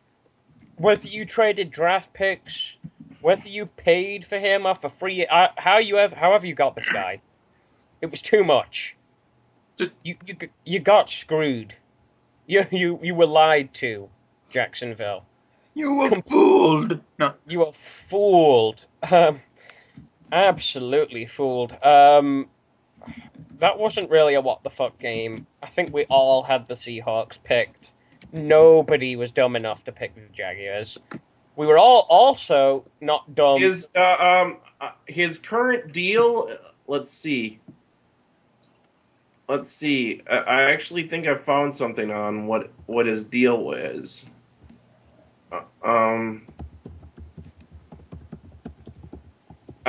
His current deal contains $17.5 million guaranteed, including a $9 million signing bonus. Jesus Christ. That's a lot of fucking money. It's a lot. How many years is that contract? 3, 4? Dude, I could live the rest of my life Oh, on... actually, he's signed for 5 years. Jesus. 31.1 million total. Jesus. 1 year alone could let me live the rest of my life without working. That is $6.2 million per fucking year. I could live the rest of my life without working. God, football players are paid too much. Jesus. Way too much. God, these guys are over entitled. Why am I trying to become a psychologist? My dad said I couldn't play football in high school. Seriously, you should have played football, dude. There's this guy. I don't know if anyone actually listens to or actually listens to our show, but there's this guy in this forums who basically, who, by the way, this guy's wow. This You have guy to name is names. really. I understand sort of what he's getting at, but he's going about it wrong. His utter belief is basically entertainers of any type should not get paid. He straight up, one of the first things he said is entertainers should not get paid at all. That makes sense. Yeah. Yeah. And it's like, but he does have a point. People have agreed that like people who play professional sports get paid way fucking too much, and I agree that I've almost always thought that once I like started to actually look at like what these guys get paid and like just Dude, you could like, be a fucking scientist and seeing these like ridiculous salaries, like especially for baseball players, it just blows my mind. You could be a fucking like the salaries, like the salary that the salary they were giving, you know, to fucking Alex Rodriguez. The salaries Alex Rodriguez gets has gotten. Like I said, you could be all he's doing is he's hitting a ball, moving really fast. Yes, is that a skill? Sure, but good grief, is he like? Hold on. I think he's over. He's getting paid of upwards like over $500 million a year. It's nuts. Go ahead, Ali. I was gonna say, you could be a fucking scientist and still not make even $1 million a year. My philosophy for this has always been, because it pisses me off in any sport, to be honest, they get paid this amount. It's like, if I was a coach, I would seriously have this philosophy. Honestly, you can literally cut these guys' budgets by 1/10, and they'd still be rich. Dude, if I was a coach, it wouldn't even be that. This would be my philosophy if I was a coach.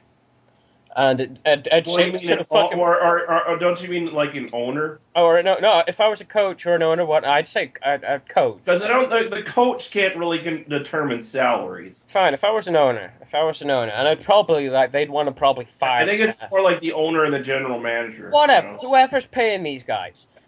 If I'm the guy paying these guys, they would probably want to fire my ass immediately. The players would, at least, because first fucking day, I would go into the locker room and I would tell them, all right, it's going to be as simple as this. You lose, you're not getting paid. Because I'm paying you to fucking win. You lose, you're not getting paid.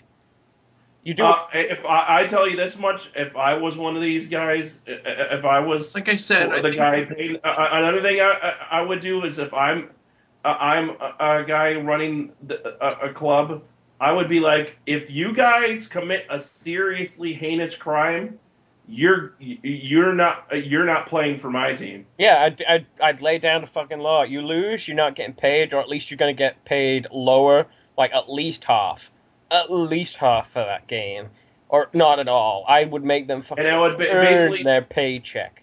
I would basically make it a point to say that being able to get paid to play this game is a fucking privilege, not a right. Not a right. You guys need to you guys need to prove that you can prove that you've earned this money. Oh yeah, I said, if you're a coach, imagine the fucking egos on these guys. Oh, yeah. getting paid this fucking much to play football. By the way, that's probably one of the reasons why Tebow wants to be a player on a team, because it's fucking millions of dollars we're talking about. Yeah, well, not all of them want to do it for the money. Some of them do legit want to play because they love the sport. Not all of them are in it for the money. The money's kind of a fucking cherry on the cake. It's a massive cherry on the cake. But some of them, it's because they love the sport. These are guys that have done it since high school. There's some genuine love there. They may gain egos once the money comes rolling in, though. That's the problem. Because with college, it's different. With college, that's different. You get scholarships, yeah, but it's the idea of millions and millions of dollars. Though you get scholarships, and it's a case of you want to be in the NFL. You win a fucking game. You get some good fucking stats. You prove yourself as a fucking player. As soon as you're in the NFL, you don't have to worry about that. You're getting fucking $1 million contracts.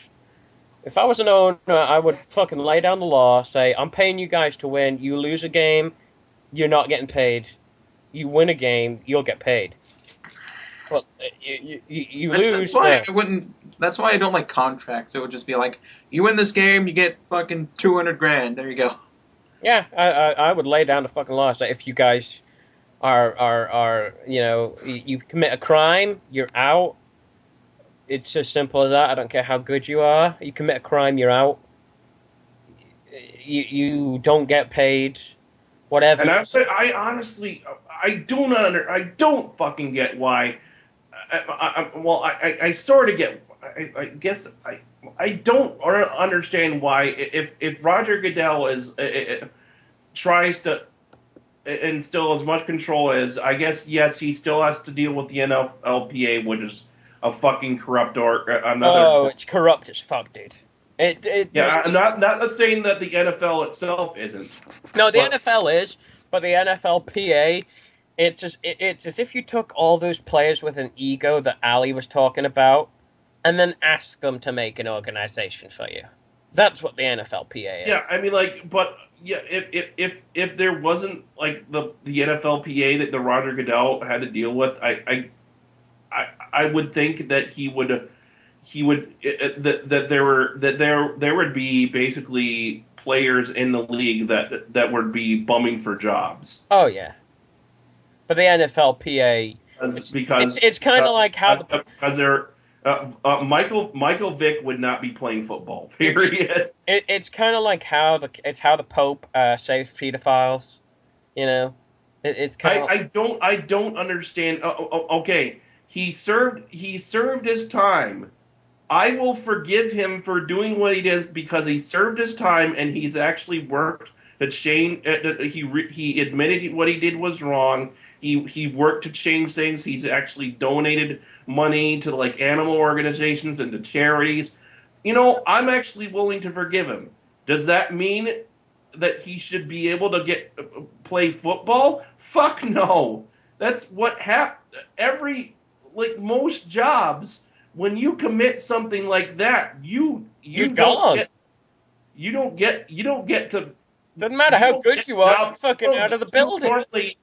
You normally are lucky if you ever get a job a job anywhere else. Yeah, because the fucking background checks. You're fucking lucky in the real world. You'd be lucky to get a job, and unfortunately, that's not the case in the NFL, which it should be. But there you go. They know nothing. That whole company knows nothing about. Because of supply and demand. When people place the athletic ability of a person above what he seemed to place.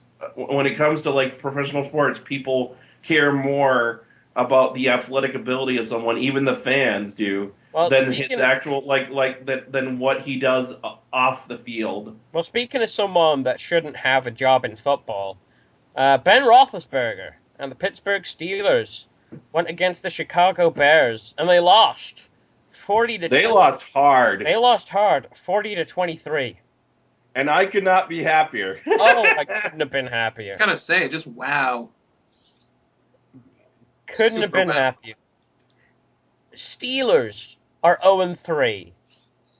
The Bears are another one of the few 3-0 teams. Quite a few 3-0 teams. That'll probably change as the weeks go on. But they did actually get sacked for the first time this in this game, but consider, but after 3 games, they've only given up 3 sacks. Yeah, their offensive line is doing their job. It is. I'm just happy that the Steelers are 0-3. One of my most hated teams. On the other side, Steelers are not doing their job of protecting Ben Roethlisberger, and who cares? It makes me wonder if there's actually people on his team that believe believe he's guilty and are deciding, I'm not going to protect this guy. It's not only that. This is people he's worked with for quite some time. He's made a jackass out of himself and this team multiple times. Multiple times. There was the time he almost killed himself with the fucking bike when he rode without a helmet. This guy, he brings bad publicity to the Steelers lots of times. The worst being the rape allegations. The worst being that. And the team... His stats this game, 26 for 41 for 400. He still managed to pass for over 400 yards. He passed for 406 yards. Completion rate, though, was only 63%. So but his quarterback rating, 92.1, which I don't quite get that. Is that based on the yards? I don't understand quarterback's ratings kind of just an overall generalized quarterback score based on the completions and yards combined. Yeah, so the idea was he didn't and he did get 2 picks and he was sacked 3 times. Yeah, so the idea being that he didn't complete as much as you'd like him to, but he threw fucking bombs. When he threw it fucking good. Cutler didn't have that good a game, 159 yards for 1 touchdown, but the Bears managed to get the win. I assume the Bears defense probably did most of the fucking job here. Bears kind of iron wall Bears, I mean, it's not really that bad. I mean, Jay Cutler's percentage is actually not that great right now over the past 3 games. It's just that his offensive line is protecting him so he can actually do stuff. I mean, his percentage rate the past 3 games is hovering around 60 to 70. But his quarterback rating is always in the 90s. It is. Bears are doing good. What can I say? Bears average offense and good defense. I think this was a case of their defense winning this. Oh yeah, good defense, average offense. Their defense makes a pretty good package. Their defense won this game for them. Steelers. Hopefully, I really hope this will lead to this.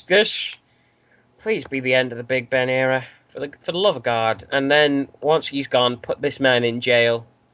For the love of God, please. Unfortunately, if there is a higher power, unfortunately, as far as I know, I think he something happened where the allegations were never proven completely for some reason. I'm not sure. Probably lack of evidence, but if there is a higher power out there and you are listening to me, I'm not a religious man by any means, but if you are there, for the love of God, if the moment this guy gets out of the fucking league, put him in jail, please. For the love of God. Another group of people that might have been saying for the love of God, but for a different reason. The Oakland Raiders traveled to the Denver Broncos, and do I really need to say how this ended up for the Oakland Raiders, who were facing fucking Peyton Manning? Why are these fucking things going on Monday night. The Broncos won, guys. Actually, no. This wasn't this wasn't a Monday. Oh well, yeah, this was the Monday night game. It was the Monday night game. Broncos won. Broncos are 3-0. Raiders are 1-2. The Broncos did give up 21 points. That's not the best. They probably could be doing better, a little better on defense. I think. I think the 21 points was the fact that there were a couple fumbles on the offensive side, if I remember correctly. So that whatever happened during this game that caused the turnovers, that Broncos need to correct that. Definitely. But I figure they will. Yeah, probably. We'll go to the picks for next week then. Thursday Night Football. The San Francisco 49ers travel to the St. Louis Rams. San Francisco for the this is a game where, it's hard. Yes, Colin Kaepernick is looking lost out there. Yeah. But this is a case of DeMarco Murray just ran all over the Rams. He did. And we have another great running back in Frank Gore. We do. Yeah, I think the 49ers can win. I honestly think the 49ers will figure it out this game. I think they can figure out what the hell is going on. This is the game where they get out of their slump, is that what you're saying? Yeah, I think this is the game where they get over whatever the slump they're having in this, and they correct the wrongs and start having the season that everyone expected them to. Yeah. What do you think? It's now or never, dude. It is a now or never moment for the San Francisco. What are you picking, Ali? Out of curiosity, before I pick, because I'm struggling for this. I gotta at least have hope for them for turning it around here and just having a better season overall.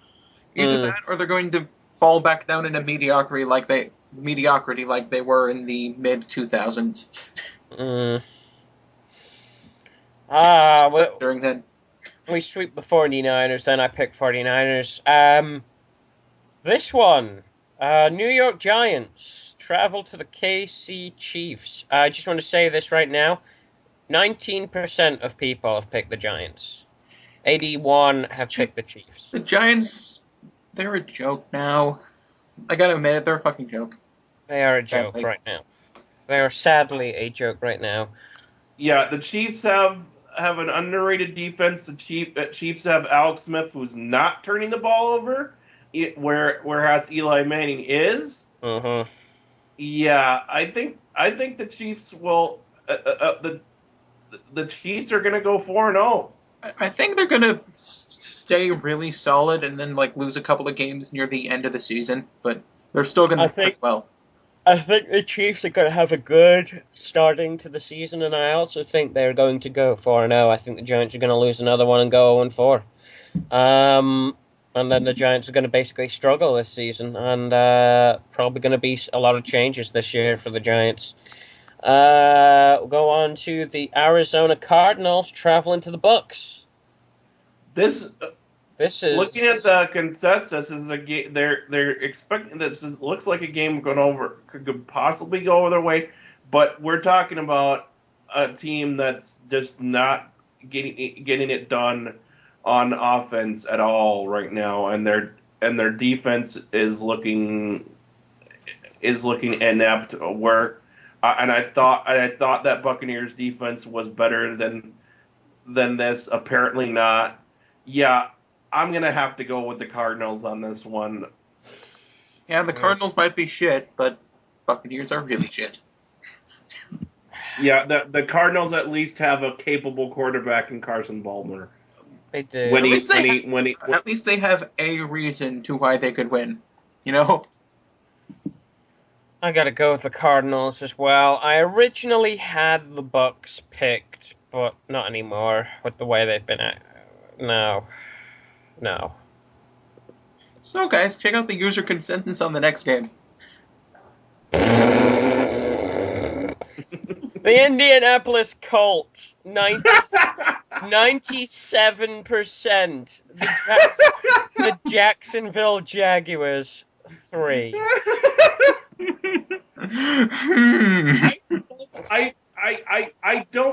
I don't understand why my roommate actually wants to follow the Jaguars. He says he has his reasons, but he doesn't explain what they are. Honestly, if he's like me, he finds terrible things really amusing. Why was I've been watching It's not. Japanese games It's not. just because. He wants the Jaguars to do well. That's the thing. Yeah, weird. But like, I've been And I following don't- Jaguars games just because they're so hilariously bad. We've all got the Colts, right? Yeah. Yep. Okay, good. This I one, was to say maybe they're underdogs, but then I looked at the 3%. Here's by the way, I don't know if you knew that this Riddler. This game is happening in merry old London. what, the Colts Jaguars? No, Oh, the Steelers this Vikings. one here. Ooh. Yeah, that you guys. It could have been you guys got what potentially could have been a good game, Given but shit. but It's now the game of teams underperforming. are going backwards. I suppose it's because we've had bad games in the past. The NFL was like, let's give them a fucking good game for once. And then the teams turned out to be shit anyway. Yeah, this is kind of the battle of the underperforming teams. The O has got to go, folks, but not because they're undefeated, but because they're winless. Both teams one of them has to win. They do. It's fate, man. One of them has to win this. Which problem one, is who? though, which one is the question? I think The user consensus are picking the Vikings, but you know what? Honestly, considering here's a couple things. First, the Ben Roethlisberger is still at least a capable quarterback. Yeah, Kristen Ponder, I'm losing faith in this guy, and it's still if Ben Roethlisberger can throw up 400 yards against who do they play again? Fucking. I can't remember. Fuck it. just go hang back on. to last week. It was the Bears. The Bears. The Bears, who have a pretty good damn defense. If he can throw 400 yards against the Bears, the Vikings are fucking. Vikings do not have a secondary. No, they don't. I just considering what what the Vikings just did. You burned me, Vikings. You burned me on that pick. I believed you could beat the fucking Browns. Who didn't? If you cannot beat the Browns, you're not going to beat the Steelers either. I cannot pick them this time. You burned me before. This is my revenge. I was gonna say I'm picking the Steelers. I'm sorry. Ali? I was gonna say, dude, like I was gonna hope for the Vikings to win it, just to like have hope for the team that you don't. But like at least the Steelers had good contention against the Bears defense compared to, hey, we just lost to the Browns. You know, This game. there's not much to say when you lose to probably one of the biggest fucking jokes in all of NFL. This game. Oh boy. It's one of those games that looks like it could go either way. You know. It really could go either way. It's a battle. And don't get me wrong, I am a Vikings fan. I really want them to win, but I just can't see it happening. It's a battle. I don't know. I don't have faith in them to get it done anymore. You may as well flip a coin, because that is what this game is going to be. There's no way you can 100% back either of these teams, because either of these teams at any moment could shit the bed. At any moment in this They're game. both not doing well at all. Just who's doing worse? It's just at any moment in this game, either team could shit the bed. Neither of them are at home if this is a London game. None of them have advantages if this is a London game. They're going to foreign soil. This could be a bad game. this is going to be probably one of the worst games that week. I reserve the right to change my pick. Boy, do I reserve the right to change my pick on this one. Boy, because what do I pick? The Steelers? I mean, yeah, he got 400 yards against the Bears, but this is also the team that went 3-0 because they couldn't. Who the fuck? 0-3, you mean? 0-3. Sorry, they lost to who was it? Fucking week 2. They lost to. Let me go back here. They lost to the Bengals at week 2. Well, the Bengals aren't that bad. They're just kind of eh. Yeah, but they only get up 10 points.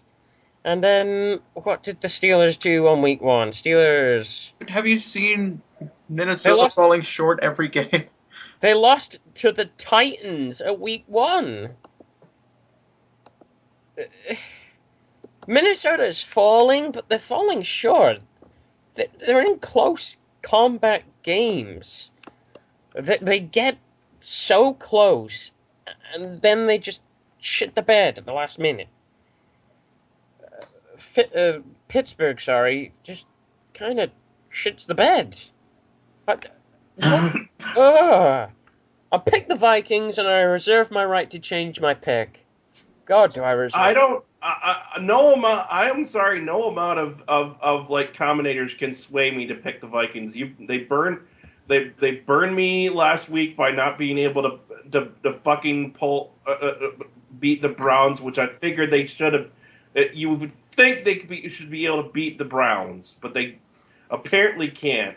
So I just don't. I'm losing faith in them. I'm not seeing where the win is coming. I have to pick against them at this point. I'm picking the Vikings. I'm giving your team a pity pick. Baltimore Ravens travel to the Buffalo Bills. God, this game's gonna suck. The weird thing about the Ravens, and I'm not sure if this is like correct or not, but like from what I've seen, all around they're good but not great. Yeah. You know, they're like jack of all trades kind of team. But they're going against the Bills. And it's the Bills. It's the Bills. They're 1-2. They're in Buffalo. I'm picking the Ravens. They picked the... Okay, the Bills. I think just barely won against who did they play? They Jets? won from a fucking fluke, you know? They won. And the Ravens just came off of a huge shellacking of the Texans, who we didn't. I don't think anyone expected to beat the Texans. I didn't expect that, but that just kind of shows that Ravens are good all around, even though they don't excel in anything. Yeah. We all got the Ravens. I may end up changing this pick, but right now I think I'm gonna be going Ravens. Ravens? Are they Ravens? 3-1. So yeah. Ravens. Okay, this game. Now it appears like it's a cut and dry pick. It appears it's the Bengals. Come on, man. This game right here, literally could go either way, and the past has dictated this. Look at this. Look at the ratings. For whatever reason, when Cleveland and Cincinnati meet, it's a game that could go either way. For whatever reason. I forgot it's like Ohio fight.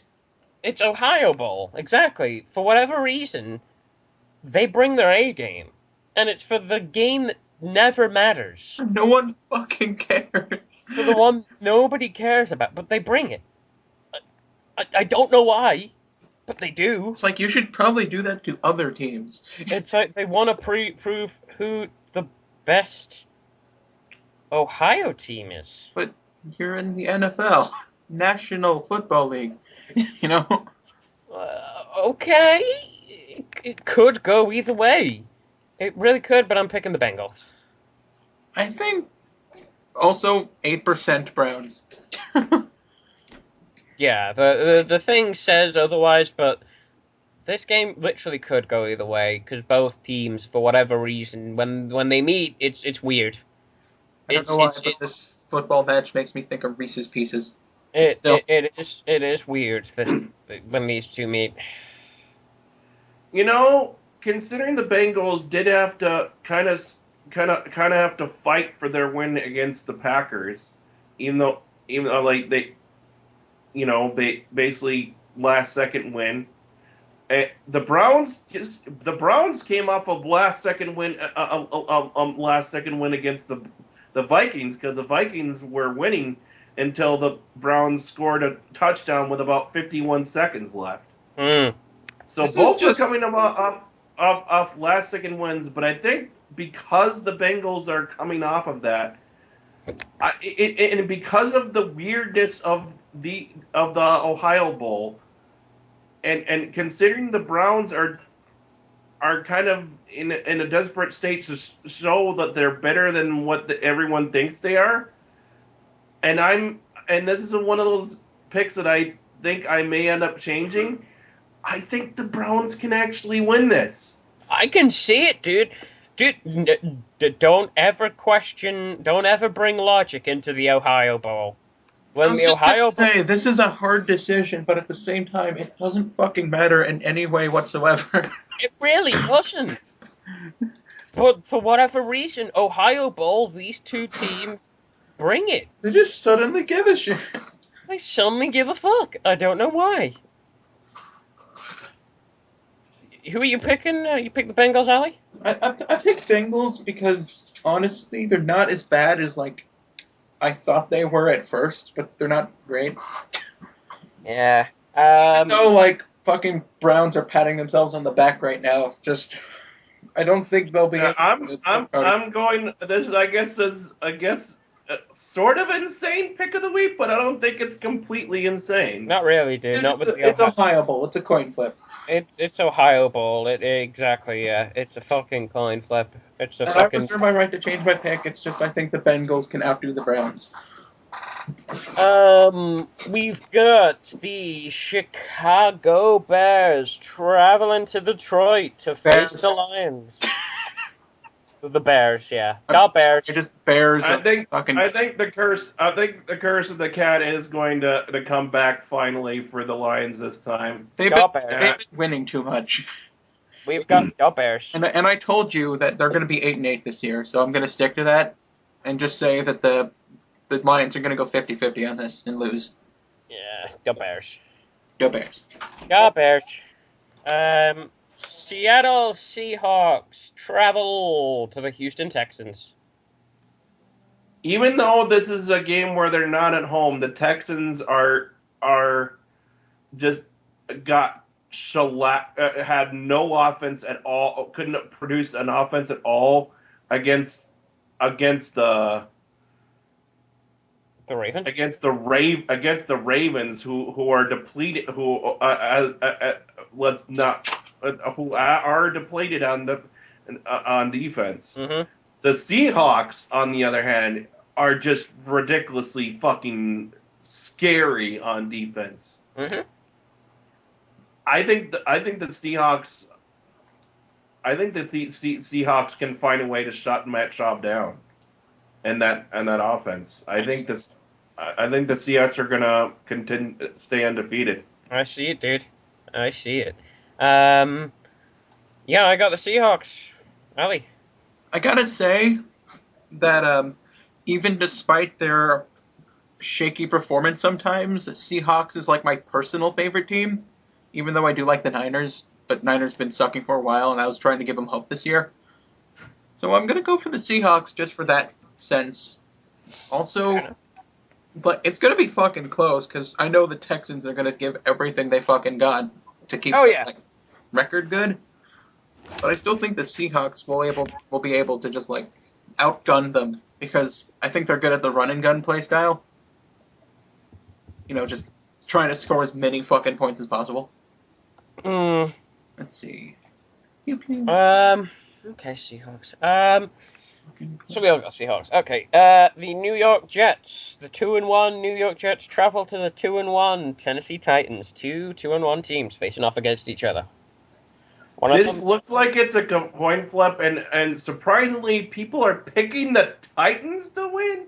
Okay, I'm sorry. How well did the Titans do last week? The Titans barely won against who again? The Titans. Let me take back to week 3 for a moment. Week 3, Titans. They won 20 against the Chargers, who got 17. Yeah, the Chargers don't have that great of a defense. The Jets, on the other hand, as we've been saying, have Rex Ryan and a pretty damn good defense. If Rex Ryan can coach, I just don't think the Titans are good enough on offense to be able to penetrate to be able to really be able to do anything against the Jets on the up. Offensively, I just don't think they can get it done against the Jets. I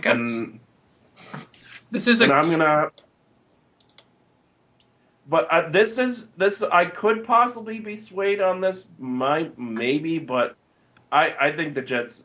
I'm picking the Jets. This is the game. This is like a game. Because it seems like the Jets are actually proving that they're better than they're going to be better than they thought they would be. Yeah. This is going to be a game prediction and not a choice prediction, because I promise no one's going to score over 20 points this game. It's going to be fucking low. Well, to be honest, when it comes to predicting scores, you've been pretty fucking close, Ali. Like, you said that, like, in the Dolphins-Colts game, like, they'd lead by, like, fucking, like, field goal or something, and you were pretty much dead on by that, like, for... Okay, so I'm gonna guess 14-8 with the Jets having the 14. 14-8. I think that Jets gonna have a solid enough defense to at least get, like, 2 touchdowns the entire fucking game. Dude, if you get that spot on, I will declare you a genius. Genius! Genius! Okay.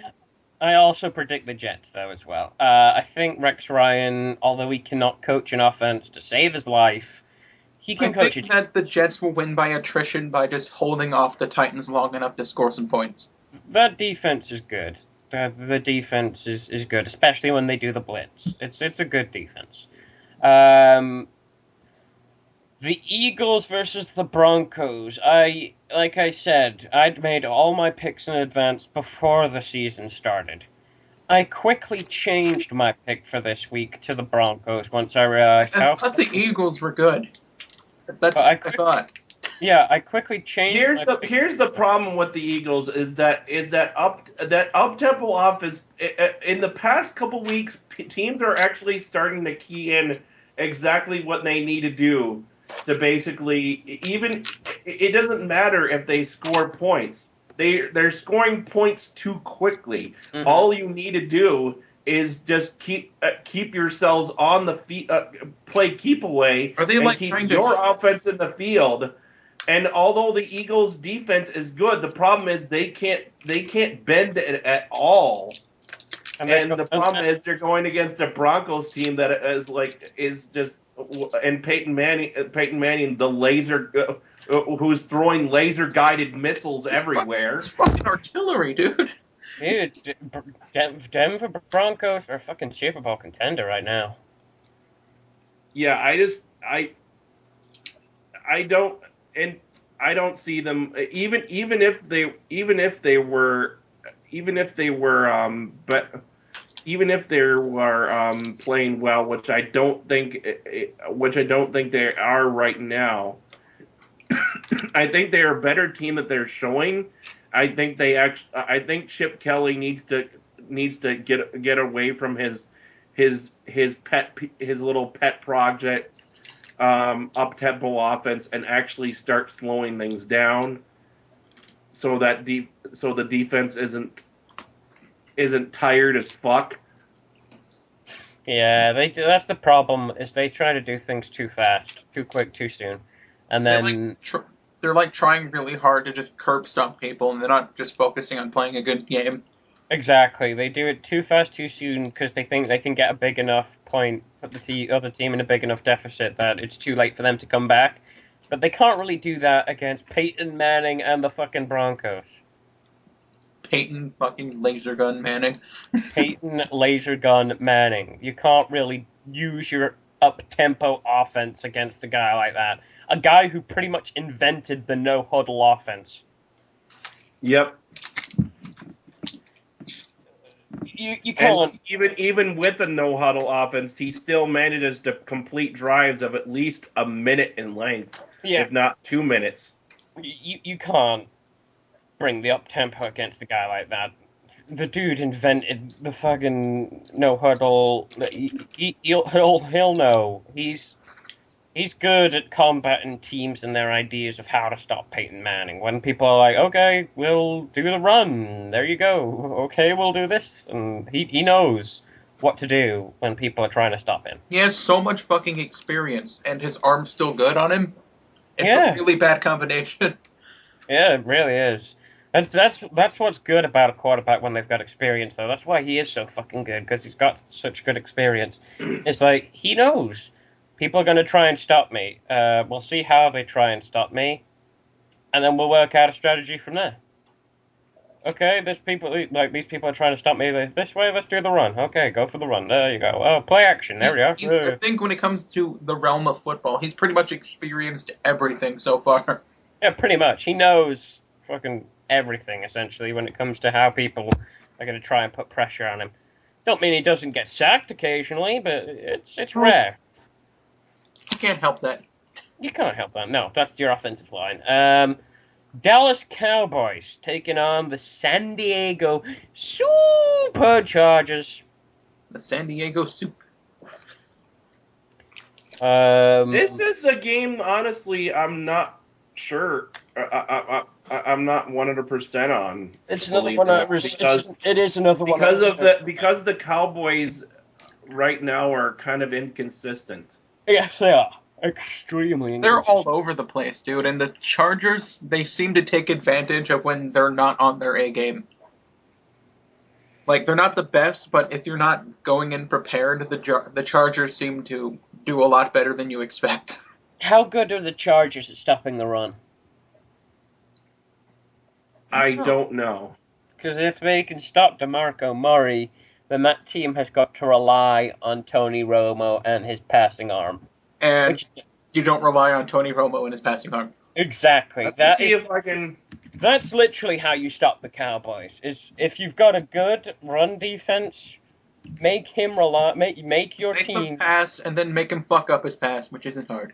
Make him pass and make him fuck it up. That's how you beat the Cowboys. Turnovers, that is how you beat the Cowboys. So it all really depends on if they can stop the run. Because if they can't stop the run, DeMarco Murray will gladly run all over the Chargers. Gladly run all over the Chargers. It's another case of I reserve my right to change my pick. Because these are both teams that can really just mess up at any point. I find it funny that the Cowboys, main benefit isn't Tony Romo. It's actually, when their team gets their shit together. Yeah, it's when their team gets their shit together. They do the job for him. I think that's why they won last time. It's because the team was consistent and reliable. Yeah. Not because fucking Tony Romo. Yeah, no, because it's when they rely on Tony Romo is when they fuck up, dude.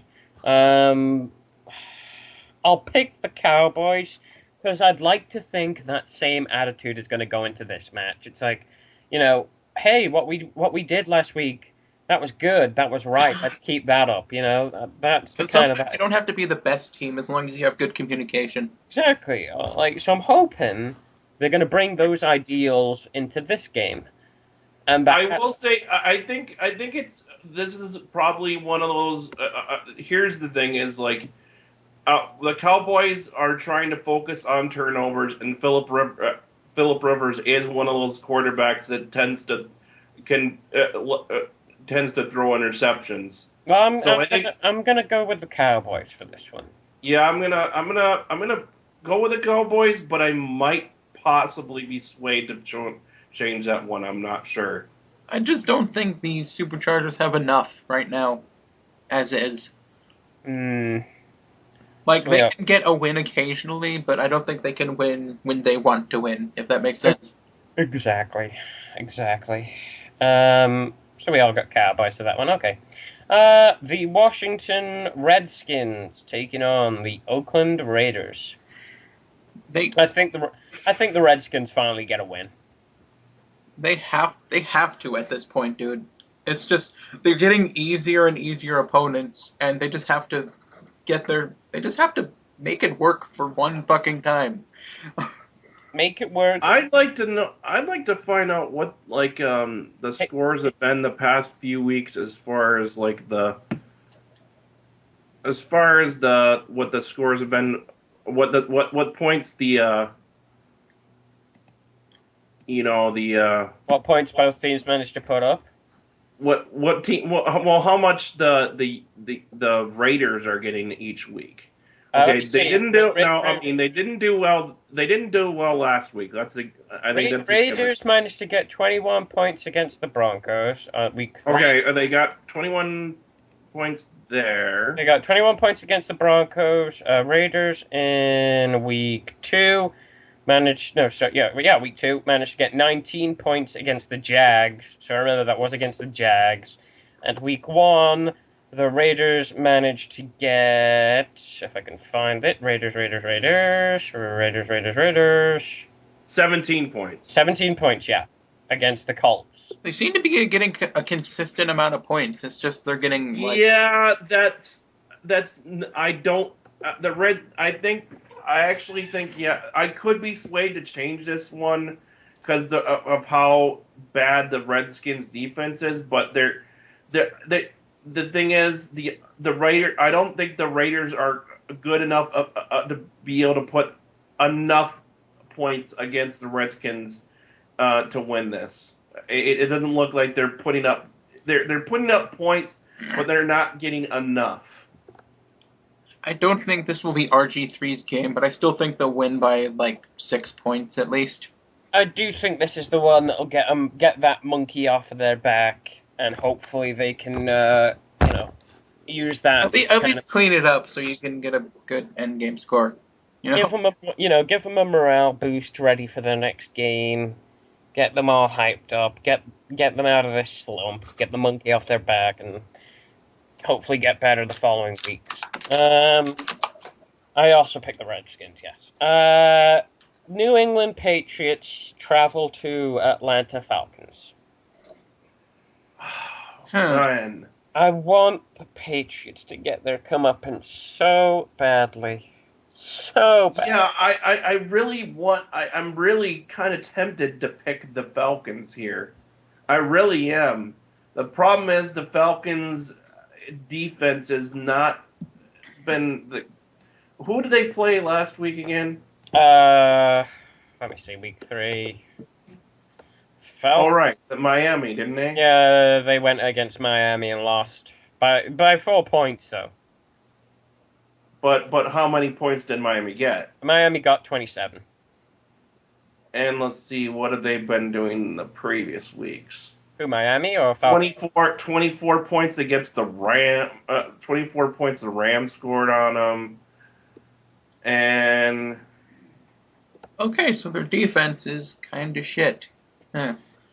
I want the Patriots. And then the first week, then week 1, they got beaten 23 points against the Saints. I want the Patriots to get their comeuppance so badly, but I don't think the Falcons are going to be the ones to do it. Yeah, the Tom Brady is just too good of a quarterback to not take advantage of this defense. I do think that this is going to be their first game where they're actually serious. So it's about fucking time. 4 weeks in. Yeah, it's just Falcons. you do need to at least consider as a threat if you want to play against them. You can't half-ass it. You cannot half-pass it. Even if No. they're not doing so well, Falcons aren't bad. It's just Yeah. yeah, they can quickly take advantage. Exactly. They can turn it around. I do have the Patriots pick because, like you said, I think they'll take this seriously for once. For fucking like first time in 4 weeks, you'll actually take a game seriously, and hopefully you'll follow that trend. I do pick the Patriots. Yes. You pick the Patriots. I still think they're. I still want hope the for a Falcons to team win, that but I really want the I do like you, Riddler, want the Patriots to actually they need to actually they need to kick the ass. they need to get against a team that could actually could really challenge them. They need to kick the ass. Yeah, they need to kick and potentially get a win. But yeah, I want the Falcons to win, but I feel like the Patriots are going to win, if that makes sense. That's the exact same feeling I have, dude. The exact same feeling. You know, my heart says Falcons, my head says Patriots. I pick Rockton, who are you picking? Patriots. Yeah, we all got Patriots then. We'll move on to Monday Night Football. And the game that actually might save the brand. The Miami Dolphins. But then again, here's the problem. It's the Miami Dolphins who are coming up, or who are having a great season so far. It's the problem is they're running into the Saints at home. They're running into Honestly, the Saints. Yeah. While I do like the Dolphins, I think they're going to lose this one because they're not the best. It's just, I think the Saints have a really good year this year. The Saints are really fucking good. It's hard to pick against the Saints, guys. As a Dolphin, it's okay if Dolphin loses a couple, you know? it's okay, dude. Like I've said since day one, I will be happy if they go 8 or above. I smile on my face as a Dolphins fan if they go 8 or above in the win column. They always got to go for one of these teams. The Saints are at home. It's the Superdome. And Saint fans are fucking passionate as hell, dude. Saints fans are extremely passionate. It's New Orleans. They're passionate for those Saints. This is the team that got them the Super Bowl after Hurricane Katrina. This is the team that kind of resembles all their hopes and ambitions. There's angels. Did New Orleans ever come back to normal? I don't know what it's like now. I have no idea. People have kind of just stopped paying attention to it, which is sad, to be honest with you. It's the same thing after Hurricane Sandy. People just don't. They've moved on, which is sad because there's so many places that are still destroyed from that. Like New Jersey was in the shit after that. It was terrible state that New Jersey's in after that. And people just don't give a damn. It's sad. It is kind of sad, yeah. I hope that New Orleans has recovered from Hurricane Katrina. I really do hope they've recovered. Yeah, because, it's a pretty nice place besides the Titty Festival, but yeah. Well, even the Titty Festival is kind of nice. Yeah. Yeah, it's, the words titty and festival together, that screams party in my face. Yeah, with the Mardi Gras, that kind of shit. The Mardi Gras, exactly. That's my kind of party. I want to pick the Dolphins. I do. I just don't feel it, dude. I know, that's the problem. It's something. It's hard to explain being a fan, but something about the Dolphins is it's not because I'm a fan that makes me want to pick them. Something about this team that makes me want to pick them, and I don't know what it is. It's why I'm a fan. Something about this team draws me to them. Well, I like Dolphins. I wish it's not because of the animal. It's not because of some teams. I'm like, oh, they got a cool logo. And while the Dolphins do have a fucking awesome logo, it's not that. I don't know what it is about this team that draws me to them. It's just something draws me to. Something has always drawn me to the Dolphins, even in their bad days. But I can't pick Angels in the end zone. I'll say this much. I will say this much. If the Dolphins manage to win this, one, I will be ecstatic. Absolutely ecstatic. Two, they need to get more credit where it's due if they win this game.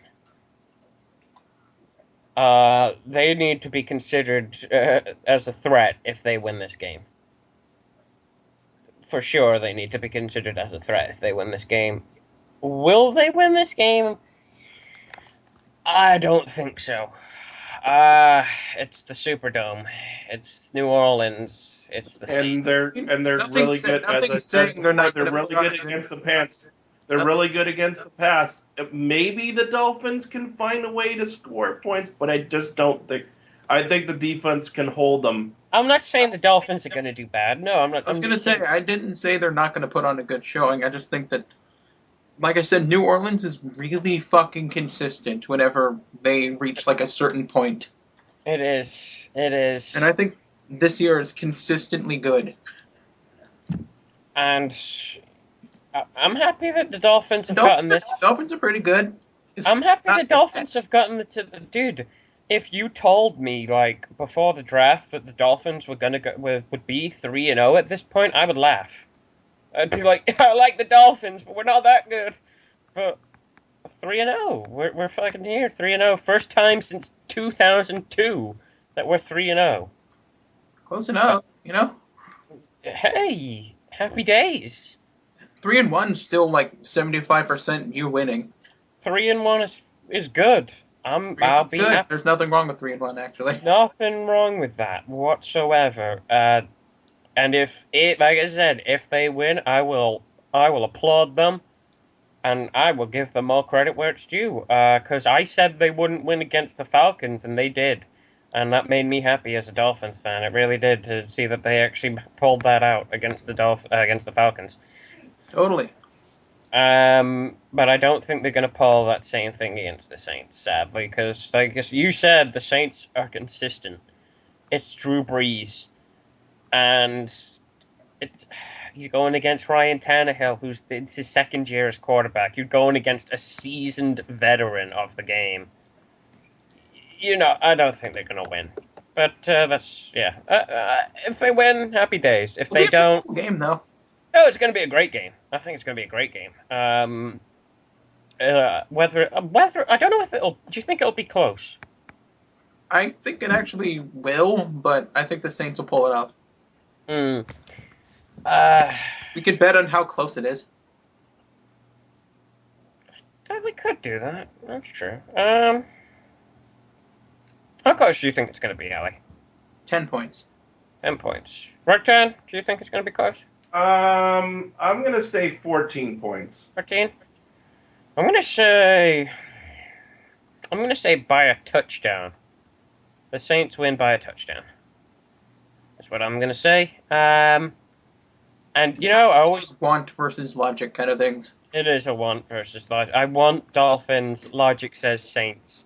I want Dolphins so badly, but no, logic Saints. Can't go against logic. Sorry. But I always look at it this way with Dolphins games.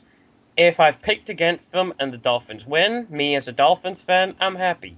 If I pick against them and they lose, I get points for the pick 'em. So happy days either way. Those are the picks for this week. For once, there's a good Monday Night Football game. Happy days. And hopefully this week is sense-making. Hopefully this week will be a little bit logical. If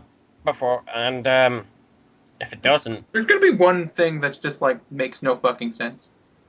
There will at least be one, but hopefully not, 10 games that make no sense. Dude, 5 picks were right. 5! I got 7. I had terrible picks. Oh, but yeah, that was week 3. 10 picks right. Fuck you. Eat quantities of dick. Eat a bag. Eat a bag of it. Yeah. We need to check how our fantasy football teams are doing, actually. I'm going to check that really quickly, actually. Where is that on the site? Fantasy... Well, I've lost twice. Fantasy... Oh, right, the team of Fun with Bagels, and my fucking team's called Jeff. Oh, I'm facing the Fun with Bagels this week. Am I? Am I facing? No, Fun with Bagels is the name of our league. Who am I facing this week? Oh my God, I'm 3-0 in fantasy football. Fuck yeah. Where am I? Where do I look at that? What name is your team? Jeff. Jeff. Oh God, you're 0-3. Go, Jeff. Who am I facing this week? Out of curiosity, I'm facing the Lightning Kamikaze Pilots. I think Jeff's gonna go 0-16. And Jeff is facing the team of Bees, who is 2-1. Seriously, dude, you won against me in the first week by basically 1 point. Awesome. How well it was 97.202 versus 96.02. Fucking Jeff. I love it. I love it. Keep doing it, guys. Keep doing it. At one point, my Crusaders are probably not going to win, but until then, my Crusaders are 3-0. Jeff sucks. I don't know whose team is Bees, but they beat me last week. That's Nathan's. Mine is Jeff. Because I wanted to name my team after something stupid like Jeff.